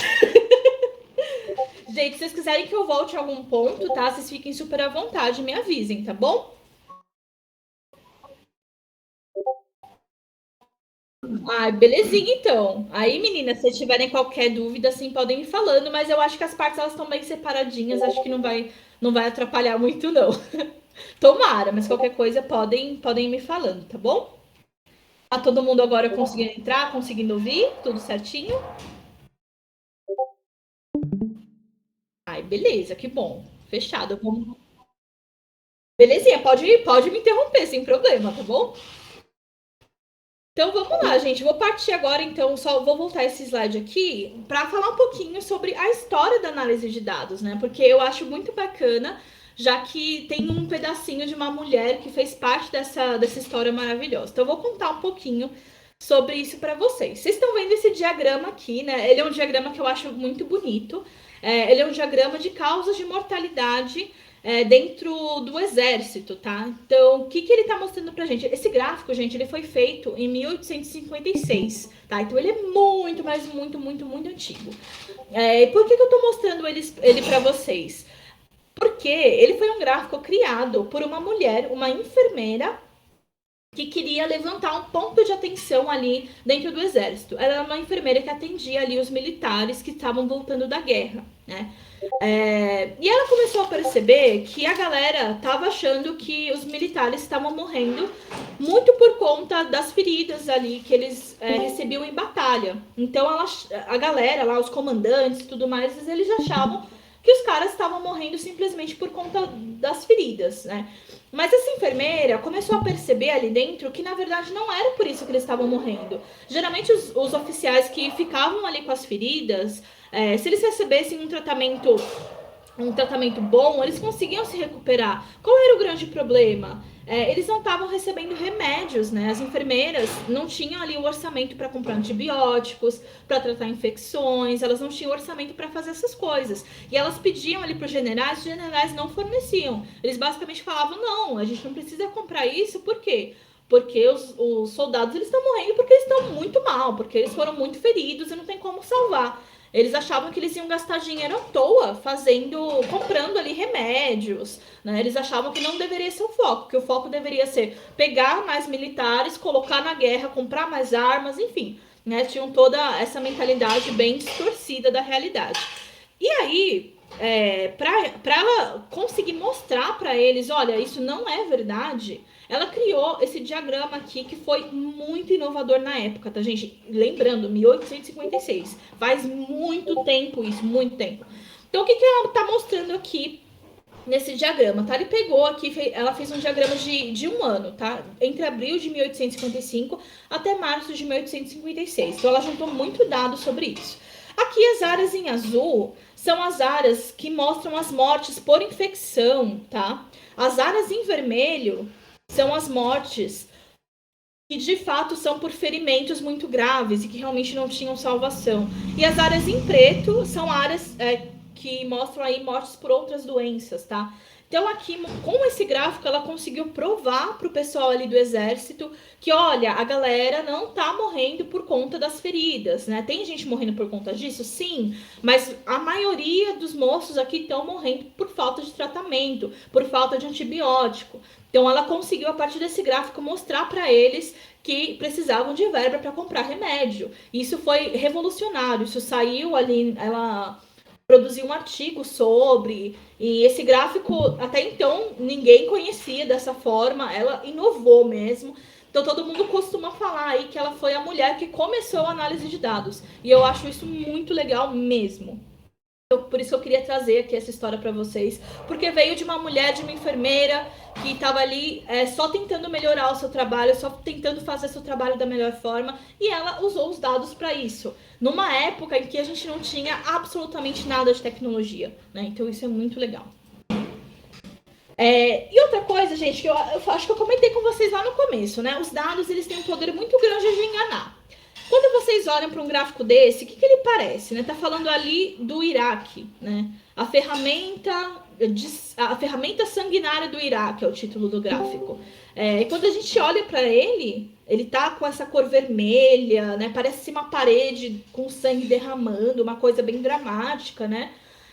Parece que tá tendo morte pra caramba, né? Já que o título tá dessa forma, já que o gráfico tá com essas cores. Mas se a gente não olha com atenção para esse gráfico, a gente não percebe o que está por trás dele, né? Teve muita morte no Iraque? Óbvio, todo mundo sabe disso, né? A gente sabe que tiveram vários confrontos lá, enfim, que existem até hoje, mas esse gráfico ali está tentando trazer essa dramatização falando sobre esse derramamento de sangue. Só que, se a gente olhar com mais cautela ali para esse gráfico aqui, a gente consegue ver que, na verdade, ele é uma série temporal.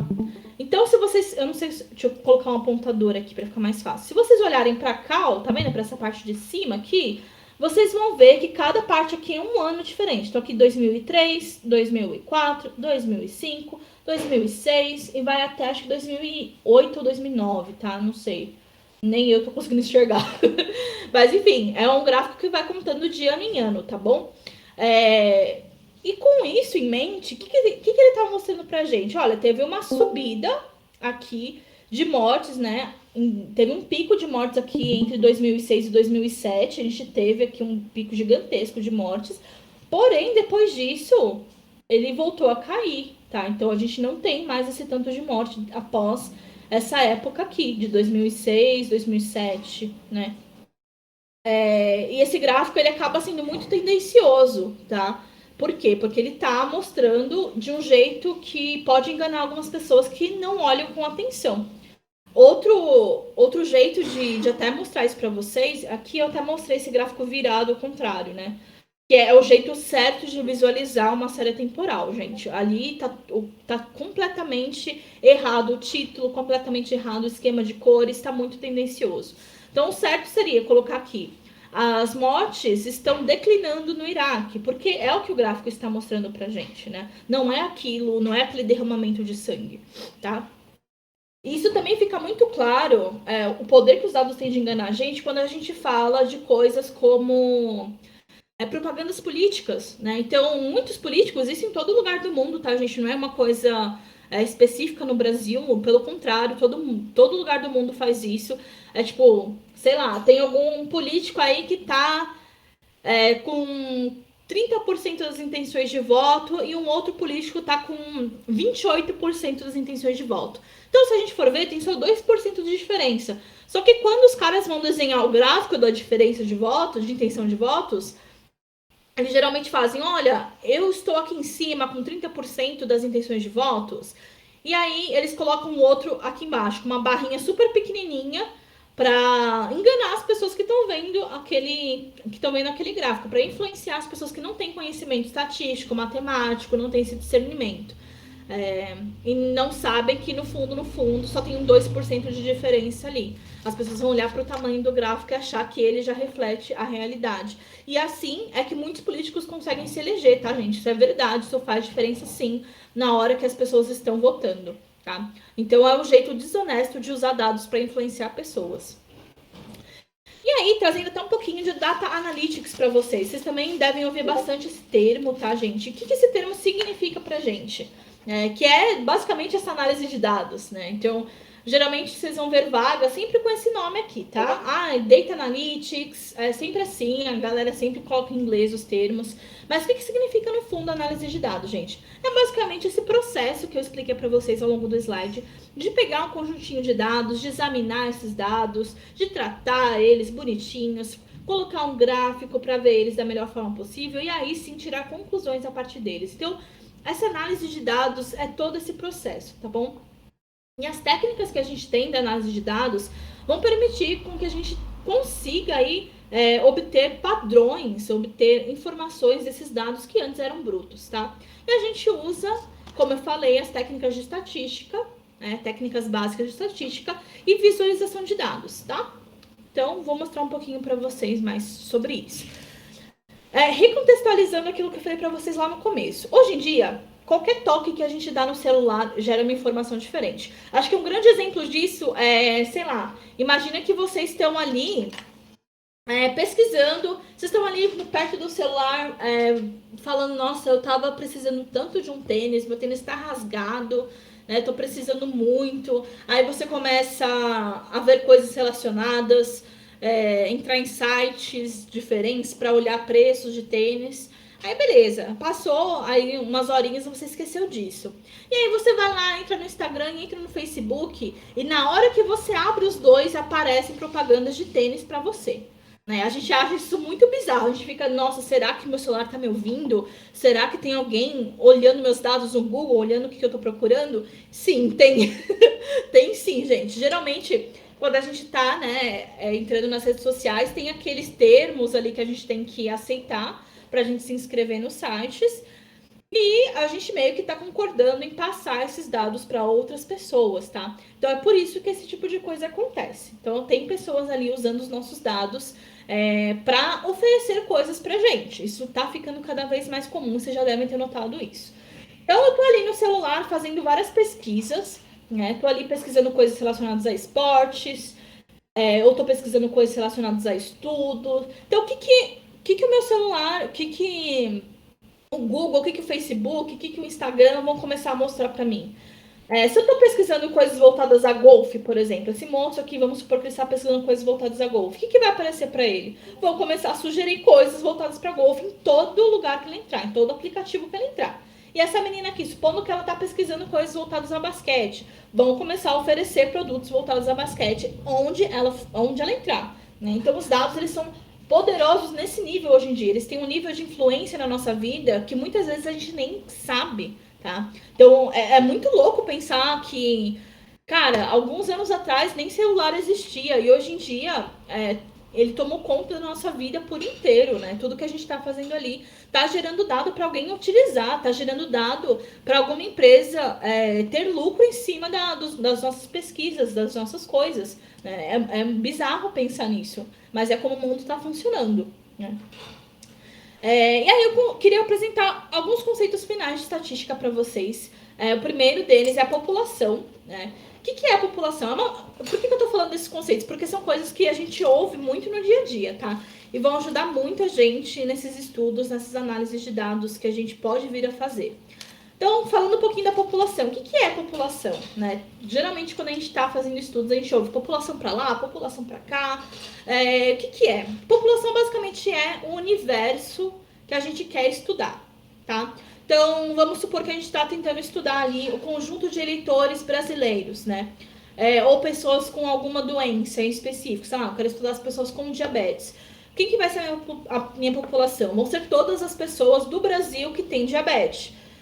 Quem que vão ser ali minha população de eleitores brasileiros? Vão ser todas as pessoas que estão aptas a elegerem alguém. Então, todo mundo que tem mais de 18 anos, que tem título de eleitor certinho, essa vai ser minha população, tá?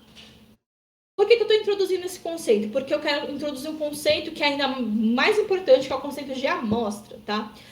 Por que eu falo do conceito de amostra? Porque, gente, como a gente está gerando dados a todo momento hoje em dia, quando a gente está trabalhando com dados no dia a dia, a gente tem muitos dados para usar, assim, muitos mesmo.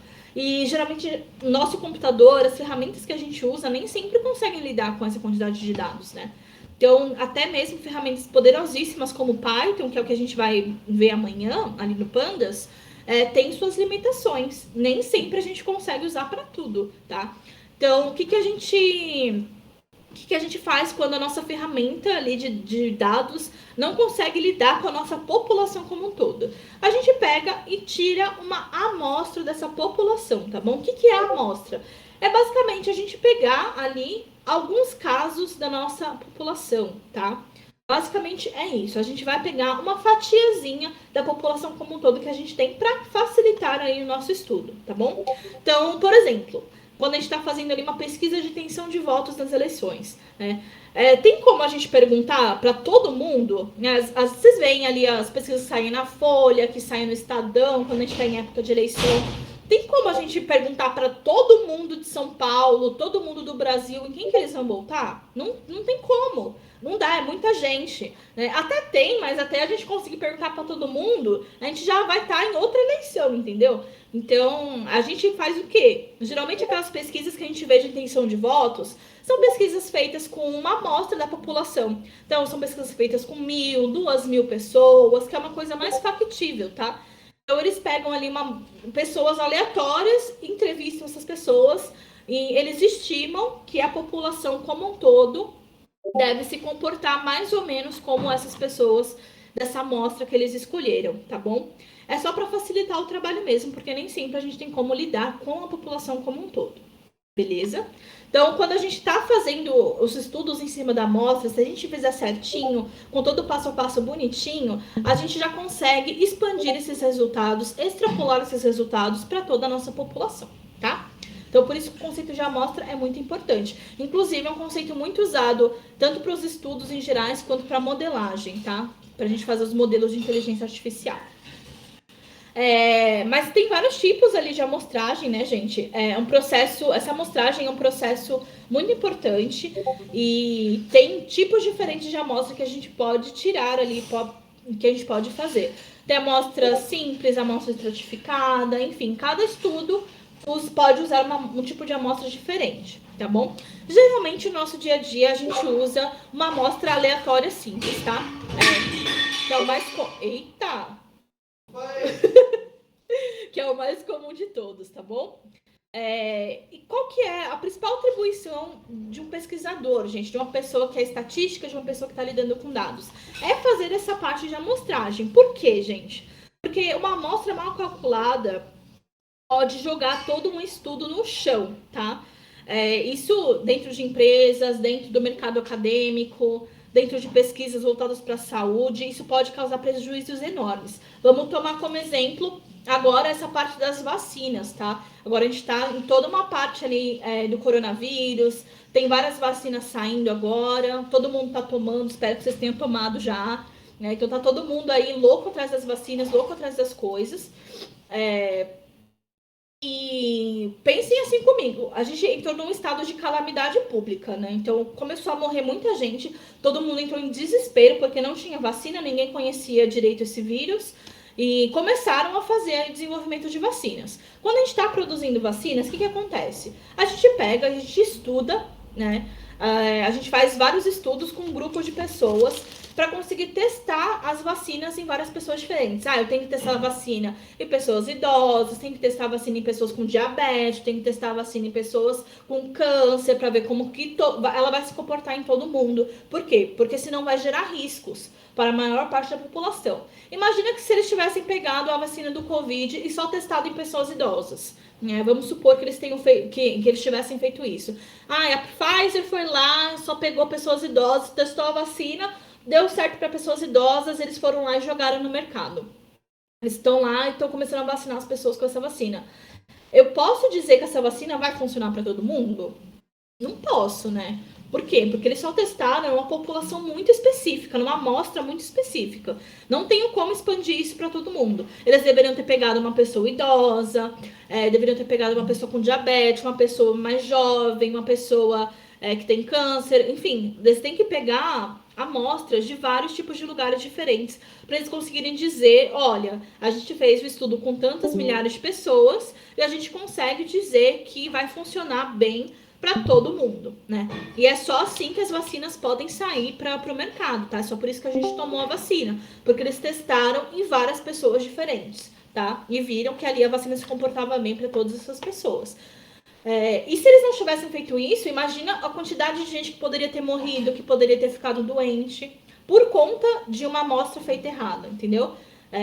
Gente, isso aqui é uma coisa hipotética, tá? Não tô falando mal da Pfizer, pelo amor de Deus. Eu só tô falando o que poderia acontecer caso eles tivessem desenvolvido uma vacina sem fazer os testes corretos, a amostragem correta, tá bom? E aí, vamos entrar numa parte que acho que é a parte mais legal, assim, que é como que a gente plota os gráficos, quais são os tipos que a gente tem e quando que a gente utiliza eles. Vamos lá, então. Olha, essa imagem aqui eu peguei descaradamente daquele livro que eu indiquei para vocês lá em cima, porque eu acho ele muito bom. Que é o livro ali de Storytelling com dados, tá? Eu vou até já deixar aqui aberto na minha página para eu lembrar de mandar para vocês, tá? No final. Vou deixar abertinho aqui para eu não esquecer, porque esse livro é muito bom mesmo de se ler, gente. E é muito fácil a leitura dele, assim. É muito bom mesmo. Então, eu peguei essa imagem de lá, porque lá ele faz um resumão do tipo de amostragens que a gente pode fazer para conseguir mostrar os nossos dados. Então, a primeira coisa que a gente tem aqui, a gente pode mostrar, se a gente quiser, se a gente tiver um número só, não tem necessidade de a gente plotar um gráfico com um número, né? Então, o que a gente faz? A gente coloca num textinho simples mesmo e dá bastante destaque.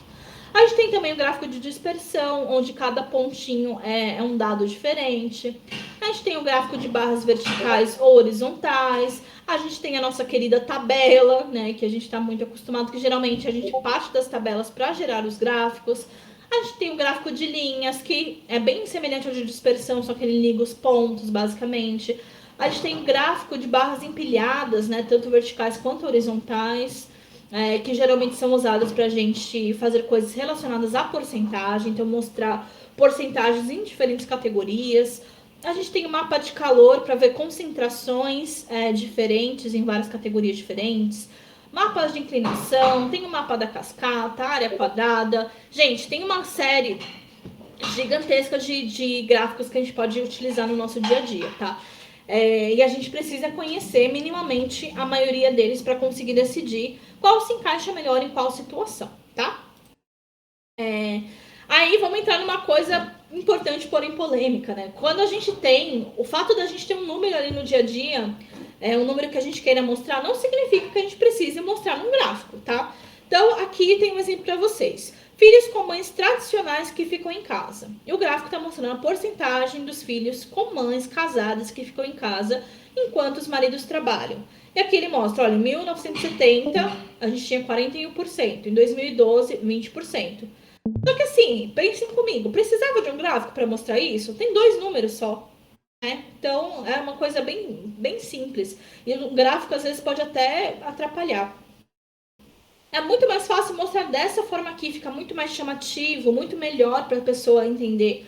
20% dos filhos tinham mães que trabalhavam em casa em 2012, comparados com 41% em 1970. A gente dá muito destaque para os números dessa forma quando a gente tem poucos números para mostrar. Tá? Quando a gente está falando de barras ou colunas, tá? Aqui eu estou colocando um exemplo para vocês. Aqui a gente tem um exemplo de internações por doenças respiratórias por faixa etária, tá?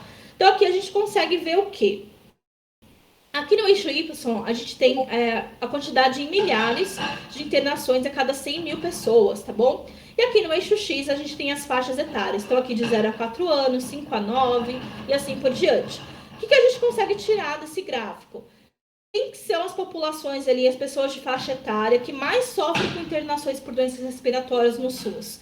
A gente consegue ver que são principalmente aqui os idosos de mais de 80 anos, e depois as crianças de 0 a 4 anos, ou seja, são as pessoas que são mais sensíveis quando a gente fala em relação à resposta imunológica. Aqui as crianças ainda estão formando suas respostas imunológicas, estão criando esse sistema imunológico, e as pessoas mais idosas já têm o sistema imunológico mais fragilizado. Então é natural que a gente tenha algo desse tipo, né? E uma coisa mais decrescente aqui nessa faixa de pessoas mais jovens, né? Então a gente usa o gráfico de barra geralmente para ver coisas em categorias, né? Quais são as minhas categorias nesses casos? A minha faixa etária aqui. Cada categoria é uma faixa etária diferente, tá bom? Então os gráficos de colunas, de barrinhas são usados para isso. E aí, qual que deve ser a largura da nossa barra para a gente mostrar algum gráfico, gente? Pode parecer bizarro isso, mas a gente consegue errar um gráfico desse, viu? A gente consegue fazer um gráfico desse fica feio, a gente consegue fazer um gráfico desse não fica tão legível, tá? Se a gente colocar barrinhas que sejam finas demais ou grossas demais, a gente acaba tendo um problema, tá?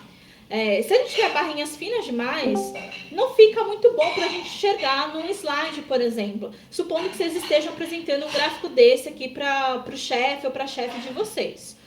E aí eles estão olhando lá no fundo da sala o slide que vocês estão apresentando. Será que eles vão conseguir enxergar direito isso? Será que não vai ficar muito embaçado? Será que não vai ficar muito difícil de se enxergar? Talvez fique, né? Então a gente não costuma falar que vocês devam usar aí gráficos com as barras tão fininhas, tá? Isso é só por uma questão de apresentação mesmo de dados. E por que a gente fala isso, gente? É tão importante quanto a gente saber as técnicas que a gente está utilizando, a gente saber também como apresentar isso, tá? Esse livro do Storytelling com Dados, ele mostra isso pra gente. A gente precisa saber vender o nosso peixe, vender o nosso trabalho, tá bom? Então, é muito importante que a gente consiga mostrar ali o nosso gráfico da melhor forma possível, de modo que todo mundo entenda, de modo que fique bonito, tá? E tem formas e formas a gente fazer isso, tá bom? Então, mostrando aqui pra vocês, barras finas demais, não usem, tá? E aí, barras grossas demais. Putz, pensa do mesmo jeito. Se sua chefe, seu chefe estiverem lá atrás, tentando enxergar, será que eles vão conseguir enxergar isso aqui? Vai chegar uma hora que as barras vão parecer que estão juntas, vai ficar meio difícil de olhar, né? Então, pode dificultar um pouco a mensagem que você quer passar, tá bom? E a gente tem as barrinhas corretas, que estão entre essas fininhas demais e as grossas demais. Tem um espaçamento entre elas, mas o espaçamento não é tão grande, e elas não são tão grossas nem tão finas, tá? Então a gente costuma optar por esse tipo aqui, tá bom? Eu joguei ali no grupo, gente, para vocês o link ali pro livro, tá bom? Tá ali no canal geral, no canal de texto, tá? Joguei o link para esse livro, Storytelling com Dados, baixem eles. A Dai também jogou ali também o blog que a própria autora tem, que fala um pouco sobre o livro, é muito legal também, então deem uma olhadinha. Vai ajudar bastante vocês, com certeza, tá? E aí, gente, temos ali o como mentir com estatística, né? Eu tava falando para vocês agora há pouco sobre mentir com estatística, mentir com os gráficos, né? Falei ali sobre o gráfico do Iraque, do derramamento de sangue. Falei um pouquinho sobre o gráfico ali que a gente tem geralmente em pesquisas eleitorais, que muitas pessoas usam ele para enganar as pessoas. E aqui eu tenho um exemplo disso, né? Aqui tem um exemplo de impostos, né, do governo Bush. Então, o que ele está mostrando? Esse primeiro gráfico aqui, qual é o erro dele? Por que ele está errado? Primeiro, ele está mostrando essa barra aqui, ó, de 39,6%, como se estivesse muito maior do que a primeira barra.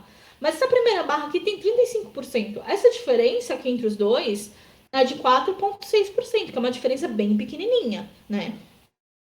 Mas como eles colocaram esse gráfico, olha aqui de onde ele está começando. Olha o eixo dele. Está começando do 34% e não do zero, né? Então dá uma percepção totalmente distorcida da mensagem que ele quer passar. Qual que seria o jeito correto de apresentar esse gráfico? Seria assim, tá, gente? Mostrando a partir da base zero, tá? E aí sim a gente consegue ver que realmente a diferença entre os dois não é grande. É pouca diferença, tá? Então é assim que a gente usa o gráfico da forma correta, da forma mais honesta, e assim é uma forma errada de se mostrar os dados, uma forma tendenciosa que pode enganar muitas pessoas que não sabem usar a estatística, tá bom? Inclusive tem um livro que tem esse nome, se eu não me engano, Como Mentir com Estatística. Depois dei uma procurada, aquele é um livro muito bacana também, tá? Ele dá vários exemplos nesse sentido. Temos também aqui, então, as colunas empilhadas, que elas vão mostrar pra gente, né? Eu falei que elas são geralmente muito usadas para mostrar porcentagens, né? Então, de fato, elas mostram o quanto de porcentagem a gente tem para diferentes categorias, tá bom? Então, aqui eu estou mostrando proporção de longas-metragens lançados em 2018 por gênero em cada função. Tá bom? Opa, alguém falou alguma coisa, gente? Tudo certinho? Estou seguindo aqui, tá bom? Qualquer coisa vocês me interrompem. Então, aqui estou mostrando, né, os longas-metragens lançados por gênero em cada função. Então, aqui no eixo X eu estou vendo as funções, que é diretor de fotografia, roteiro, direção, produção, direção de arte. E aqui, nas coresinhas de cada barra, a gente tem o gênero. Se foi feminino, se foi masculino, se foi misto. Tá? Então, aqui, 85% da direção de fotografia foi feita pelo gênero masculino. 12% foi feito pelo gênero feminino. E aqui, essa última partezinha que falta, a gente não coloca geralmente legenda, por quê? Porque ia ficar feio aqui, ia ficar sobrepondo o gráfico, não ia ficar da melhor forma para a gente conseguir enxergar, tá? Só por isso mesmo. E como que a gente faz para saber qual é o número que tá aqui? A gente faz a continha de cabeça mesmo, gente. Então, a gente faz aqui, soma 85 com 12, né, que vai dar 97. E como a gente sabe que essa soma toda tem que dar 100%, a gente faz 100 menos 97. Então, esse pedacinho aqui é 3%. E assim segue da mesma forma para todas as outras categorias. Então, para o roteiro, a gente tem 65% de homens, 18% de mulheres, e o restante aqui é misto, e assim por diante, tá bom? Então, essas barrinhas de colunas empilhadas são muito úteis para isso. E temos as nossas famosas tabelas, né, gente? As nossas tabelas são geralmente as fontes dos nossos gráficos, é de onde a gente tira as informações para conseguir plotar esses gráficos, né? Então, a gente às vezes costuma usar até mesmo as tabelas por si só, porque dependendo do que a gente está precisando fazer, às vezes um gráfico não suporta o que a gente está querendo mostrar. Às vezes a gente realmente precisa de uma tabela, mas são casos mais raros, tá? É muito difícil a gente ter que apresentar alguma coisa em forma de tabela, tá bom? Geralmente é só em coisas muito específicas. As pessoas costumam preferir muito mais os gráficos porque eles são bem mais visuais, tá bom? Mas as tabelas são grandes fontes de informações também. Temos também o gráfico de linhas aqui, que são esses gráficos que vocês estão vendo por aqui. O que esse gráfico aqui está mostrando pra gente? O volume de tickets ao longo do tempo. Então, aqui no eixo X a gente tem meses, e aqui no eixo Y a gente tem o número de tickets. E a gente tem duas linhas diferentes aqui. A linha cinza são os tickets recebidos. A linha azul escura aqui são os tickets processados. Então, aqui a gente consegue ver que a quantidade de tickets recebidos está maior do que a quantidade de tickets processados. O que isso diz pra gente? Ele diz pra gente que, poxa, a gente está recebendo muito ticket e os funcionários não estão dando conta de processar e de responder esses tickets. a partir de maio. Em maio aqui, eles estavam conseguindo acompanhar e responder tudo certinho. Depois de maio, os recebidos não foram todos processados, né? E o que a gente pode tirar disso? A gente pode investigar, putz, o que será que aconteceu? Por que a galera não está mais conseguindo acompanhar? Se a gente for fazer uma investigação, sempre tem um motivo por trás. Aqui no caso, 2 funcionários se demitiram em maio. Então a quantidade de funcionários diminuiu. Então, agora, com menos funcionários, é lógico que eles não vão conseguir, né, processar tudo, porque tá faltando mão de obra ali para ajudar no dia a dia, tá? Então, esse gráfico é muito interessante para a gente conseguir ver essas duas coisas andando em paralelo, tá bom? Outro exemplo que a gente pode fazer com o mesmo gráfico, tá? A gente consegue plotar esse mesmo gráfico aqui que eu mostrei para vocês num gráfico de barrinhas, tá bom? A gente consegue ver da mesma forma. Qual gráfico vocês preferem para ver esse tipo de coisa? Depende muito do problema. Nesse caso aqui, eu tendo mais a gostar desse aqui. Eu acho que visualmente está menos poluído. Dá para entender de um modo um pouquinho mais fácil, tá bom? Então, mas aí é uma questão de gosto. Esse gráfico aqui tá feio, tá errado? Não. Ele tá tranquilo, dá para entender se a gente olhar com calma. Mas eu prefiro esse aqui. Eu acho que ele tá mais limpinho, dá pra gente ver com mais clareza, tá bom? Mas dá pra gente colocar num gráfico de barrinhas também, tá? Só mostrando pra vocês como que é versátil essa parte de conseguir mostrar as informações. Outro gráfico que a gente tem é o gráfico de dispersão, tá, gente? O gráfico de dispersão mostra essas bolinhas aqui, onde cada bolinha é um ponto dos nossos dados. Então, aqui no eixo X eu tenho milhas dirigidas por mês e no eixo Y o custo pelas milhas, tá? Custo por cada milha. Então, aqui eu consigo ter uma noção de quantas pessoas gastam ali, né? Através das milhas que elas dirigem por mês, tá? Então, cada pontinho desse é um dado diferente. O gráfico de dispersão a gente usa para ver os dados ali de forma geral, mas de modo isolado também. Então, quando a gente quer ver todos os dados plotados, tá bom? Também a gente usa esse tipo de gráfico quando a gente tem menos dados para mostrar, tá? Por quê? Porque quando a gente tem um conjunto muito grande, não dá pra gente colocar um gráfico de dispersão, porque às vezes não dá nem pra ver todas as bolinhas de tanta coisa que a gente tem, tá bom? Temos também o gráfico de cascata. Esse é um gráfico que eu aprendi bem tardiamente. É um gráfico bem raro de se ver por aí, tá? Por quê? Esse gráfico aqui, ele é um gráfico que às vezes é difícil de se interpretar. Eu lembro que quando eu fui apresentar esse gráfico para minha chefe, eu lembro que ela não entendeu e a gente teve que gastar um tempão explicando. Então, sempre que vocês forem mostrar esses gráficos que não são de conhecimento comum, estejam lá para explicar, né? Não joguem e falem, olha, eu fiz esse gráfico aqui, toma. Né? A pessoa pode não entender dependendo do gráfico. Esse é um gráfico que você tem que explicar, por exemplo, né? Porque é muito comum que as pessoas não conheçam. O que ele quer dizer pra gente? Bom, ele está mostrando aqui a variação do número de funcionários no ano de 2014. Então, aqui, no mês de janeiro, ele começou com 100 funcionários, certo? E aqui, ele mostra quantos funcionários foram contratados. Então, mais 30 funcionários. Ou seja, agora a gente tem os 100 anteriores e os 30 que a gente contratou. Então, a gente tem 130 funcionários. Aqui, eles estão falando depois que entraram mais 8 funcionários. Então, agora a gente tem 100 mais 30 mais 8. Temos 138 funcionários. Aqui, ele já está mostrando as pessoas que saíram da empresa. Então, aqui a gente tinha 138 e diminuímos 12 agora, né? Então, a gente tem 126, tá? Depois, eles estão falando que mais 10 foram demitidos ou pediram demissão. Então, menos 10 pessoas estão ali presentes. Então, a gente tinha 126, né, a partir desse momento aqui. Agora, a gente tem 116, que é o nosso número final aqui para o ano de 2014, tá bom? É assim que a gente faz a leitura desse gráfico. Mas ele é um gráfico muito legal quando a gente quer mostrar realmente essas variações, tá? Eu uso bastante esse gráfico aqui para mostrar a parte de seleção de variáveis para modelagem. Então, eu falo, olha, a gente começou com tantas variáveis aqui possíveis, dentro desse teste aqui, tantas variáveis foram eliminadas, depois, no segundo teste, mais 10 foram eliminadas, e vou usando esse gráfico para fazer esse tipo de coisa. Eu gosto bastante dele. É um gráfico que não é tão simples de se ler, mas ele é muito poderoso, tá? Gente, aí chegamos no gráfico, acho que mais polêmico de todos, tá? Tomem cuidado com o gráfico de pizza, pelo amor de Deus, tá, gente? Assim, A maioria das pessoas no mercado de trabalho odeia gráfico de pizza, tá? Por quê? Por conta de gráficos como esse que a gente vê por aí. Olha esse gráfico aqui, que coisa horrorosa, gente. Parece os gráficos que eu fazia quando eu estava na quarta série e descobri que o Word e o Excel existiam. Então eu fazia uns gráficos super coloridos, colocava as coisas no Word Art, né, escrevia trabalho de matemática, colocava aquela coisa toda colorida, distorcida, e eu achava o máximo. Né? E meus gráficos saíam desse jeito aqui. É legal, gente, depois que a gente tá ali realmente querendo trabalhar com dados? Não. Não, se você apresentar uma coisa dessa pro chefe de vocês, vocês vão tomar uma bela de uma bronca, tá? Por quê? Olha isso aqui. As cores estão todas muito diferentes, não tem uma paleta de cores sendo seguida.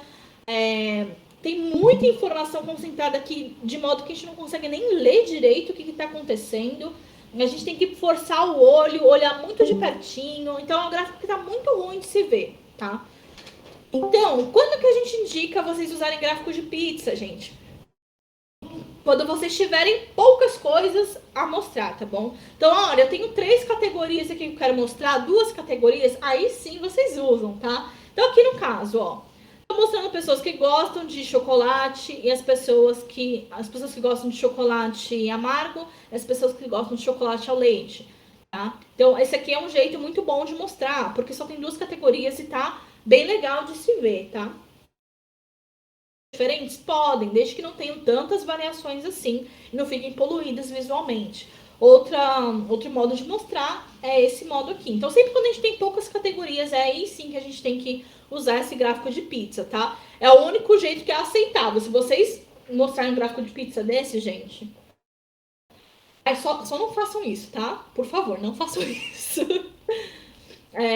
Também, tomem cuidado com o gráfico 3D, pelo amor de Deus. Era outro gráfico que eu amava, assim, do fundo do coração.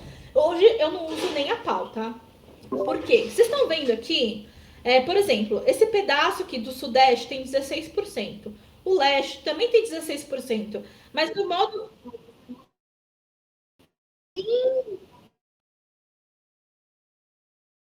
Gente, aí... Então, Bia, olha isso aqui. Se a gente, do jeito que a gente tá vendo aqui, não parece que o Leste é muito maior que o Sudeste?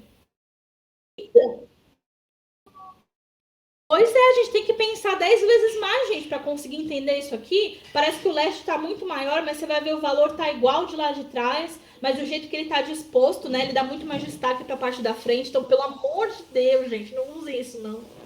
Mas eu achava o máximo, gente. Nossa, eu achava o máximo, eu usava super. Mas hoje em dia, gente, nossa, nunca mais, tá? Nunca mais mesmo. Então, não façam esse tipo de coisa, porque fica difícil para ler. Tá? As pessoas vão reclamar com vocês, então estejam avisadas. E aqui também é a mesma coisa, né? Dá uma distorção de visão quando a gente usa esse tipo de gráfico. Então não é legal para a gente ver as informações com clareza, tá bom?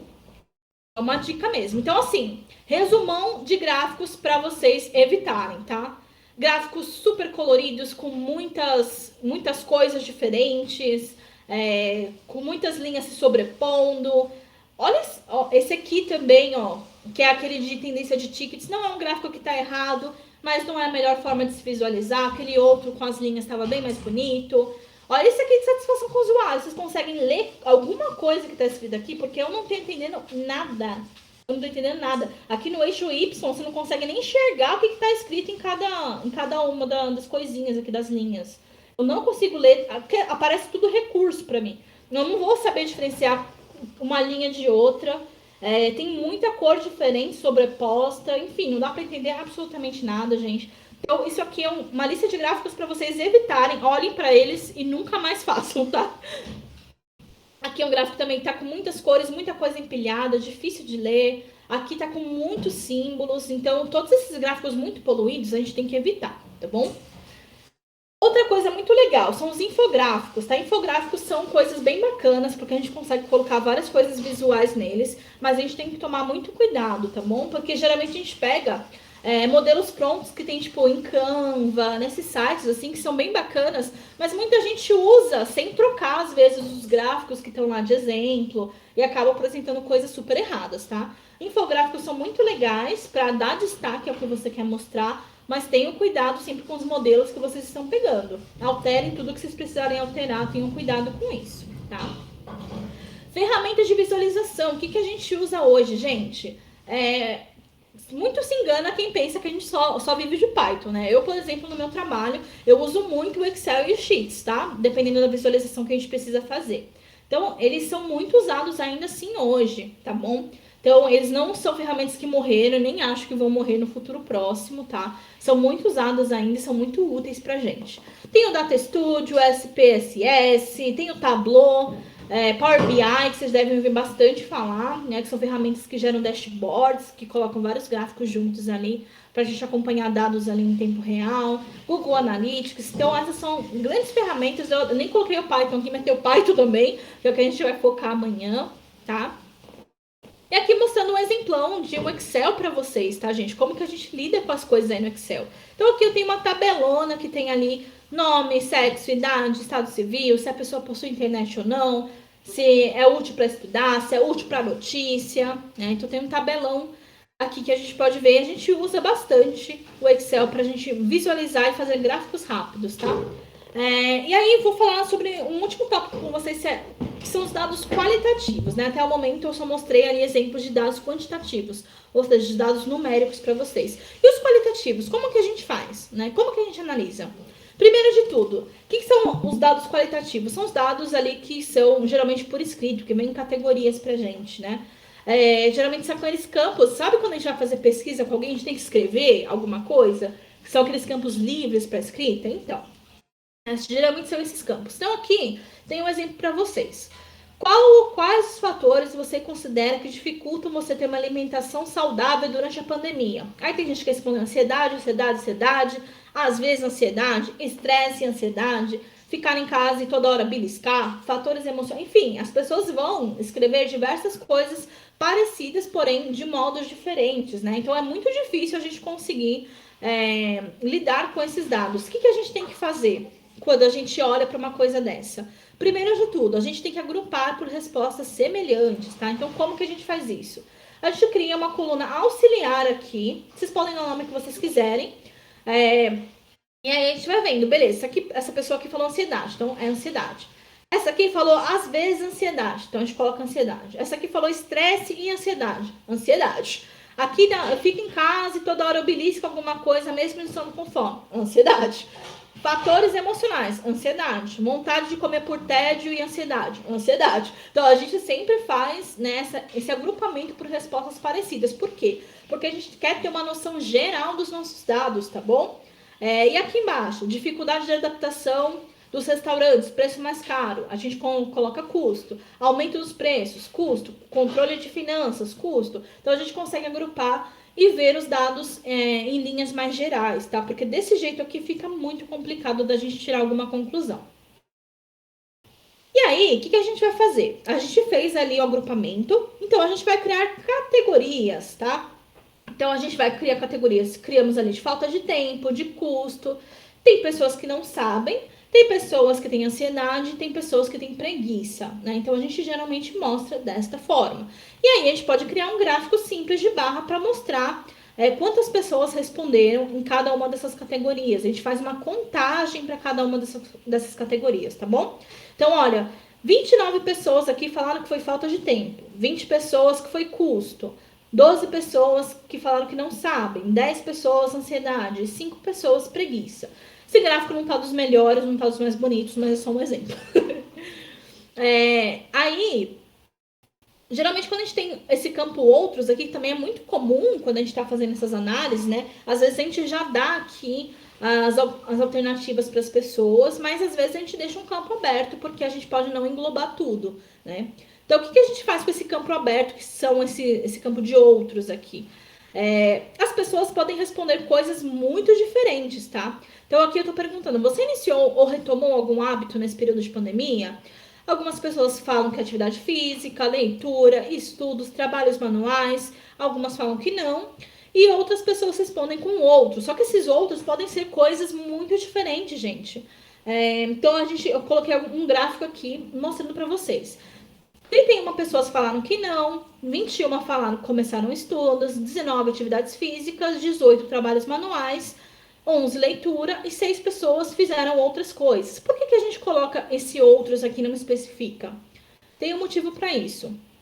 Porque, olha, aqui, uma pessoa só responde que faz trabalho voluntário, 2 que jogam videogame, 2 que limpam a casa e fazem culinária, e uma que anda de bicicleta. Faz sentido eu criar mais uma linha para cada uma dessas coisas, sendo que vai ficar com 1 ou 2 pessoas para cada uma?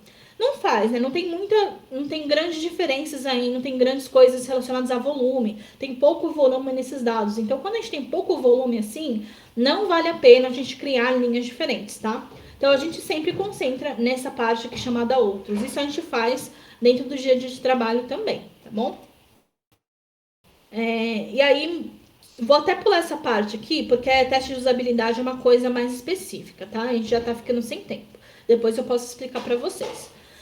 E aí, só fechando, gente, só pra gente concluir, dados e insights, então. Depois de passar tudo isso, qual é a diferença entre eles, tá? Então, vamos lá. Resumindo, os dados, eles são esses fragmentos de informações que são obtidas, né, através de pesquisas, através de dados que a gente coleta de aparelhos, enfim, de várias coisas. E as percepções, os insights, as ideias, são as conclusões que a gente obtém a partir dessa interpretação desses dados, tá bom? Então, a gente consegue tirar esses insights depois desses dados sendo tratados, tá bom? Depois que eles se transformam em informações. Esse é o resumão aqui do nosso dia de hoje, tá? Então, aqui, voltando para o exemplo ali das dificuldades na alimentação durante a pandemia, a gente plotou isso aqui, né? A gente obteve uma informação a partir do tratamento daqueles dados soltos lá do começo. Então, isso aqui é uma informação para gente. Já é alguma conclusão? Ainda não, só é uma informação. A gente sabe a quantidade de pessoas e quais são as dificuldades que elas têm em cada uma aqui das etapas. A gente sabe que 29 pessoas têm falta de tempo, 20 têm problemas com custo, enfim, a gente sabe esses números, né? A gente tem essas informações. Mas que conclusões a gente tira disso? Então, a gente sabe que 17% das pessoas disseram que tempo é um problema, que a ansiedade e a preguiça aparecem entre as maiores dificuldades e 12% disseram que o custo é um dos maiores problemas. Essas são as nossas informações. Qual que é a conclusão que a gente tira disso? A conclusão é que, no geral, os fatores emocionais, como ansiedade e preguiça, têm muito impacto na nossa alimentação. Isso aqui, sim, é uma conclusão, tá? Isso aqui é informação. Isso aqui são as informações tiradas a partir dos dados tratados, tá? Isso aqui são nossas informações. E isso aqui, de fato, é o nosso insight, a nossa conclusão, tá bom? É isso, gente. Vocês têm alguma pergunta que eu consiga tirar agora? Porque caso não, a gente faz o quiz com vocês rapidinho, tá? Mas assim, podem fazer de modo anônimo, a gente não quer expor ninguém. A gente só quer ter uma noção do quanto vocês absorveram do conteúdo e ver se a gente precisa reforçar alguma coisa com vocês amanhã. Aí amanhã a gente vai fazer a correção ali do quiz com vocês, tá bom? É múltipla escolha, é bem rapidinho, acho que tem umas 8 perguntinhas, bem rápido mesmo, tá bom? Tá tudo tranquilo? A gente pode fazer o quiz?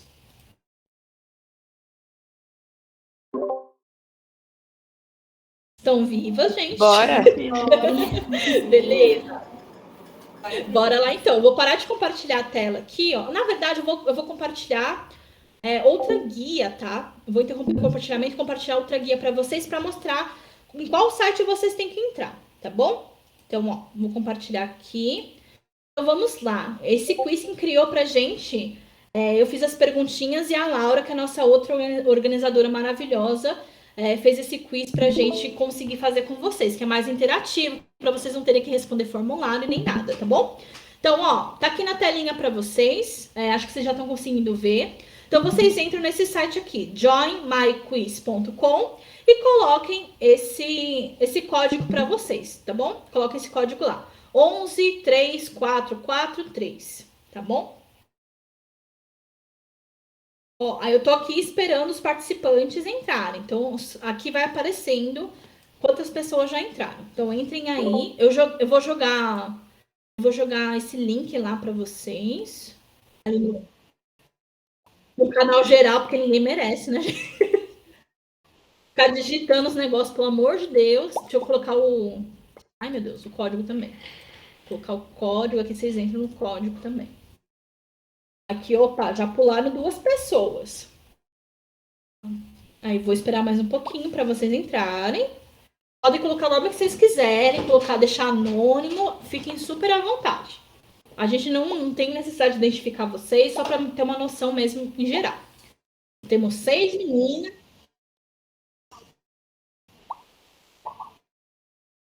Olha, vocês podem responder depois, caso vocês não tenham tempo, tá? Mas a gente vai corrigir amanhã, um pouquinho antes de começar a próxima aula. Então, umas 10h05, assim, a gente corrige ele, tá bom? Se der para responder ao longo do dia de hoje, eu vou agradecer muito, tá? Porque eu não sei, eu vou tentar, eu não sei se eu consigo deixar ele aberto. Eu vou tentar fazer isso, tá? Então, eu vou dar um start aqui, já entrou bastante gente. Ó, vai começar. Vou até interromper o compartilhamento para ninguém ficar bisoiando. Ah, ele toca música, que legal. É bem. Ai, será? Meu Deus. Eu acho que eu nem o consigo Mentor, deixar né? aberto. Eu acho que eu consigo na deixar hora. aberto.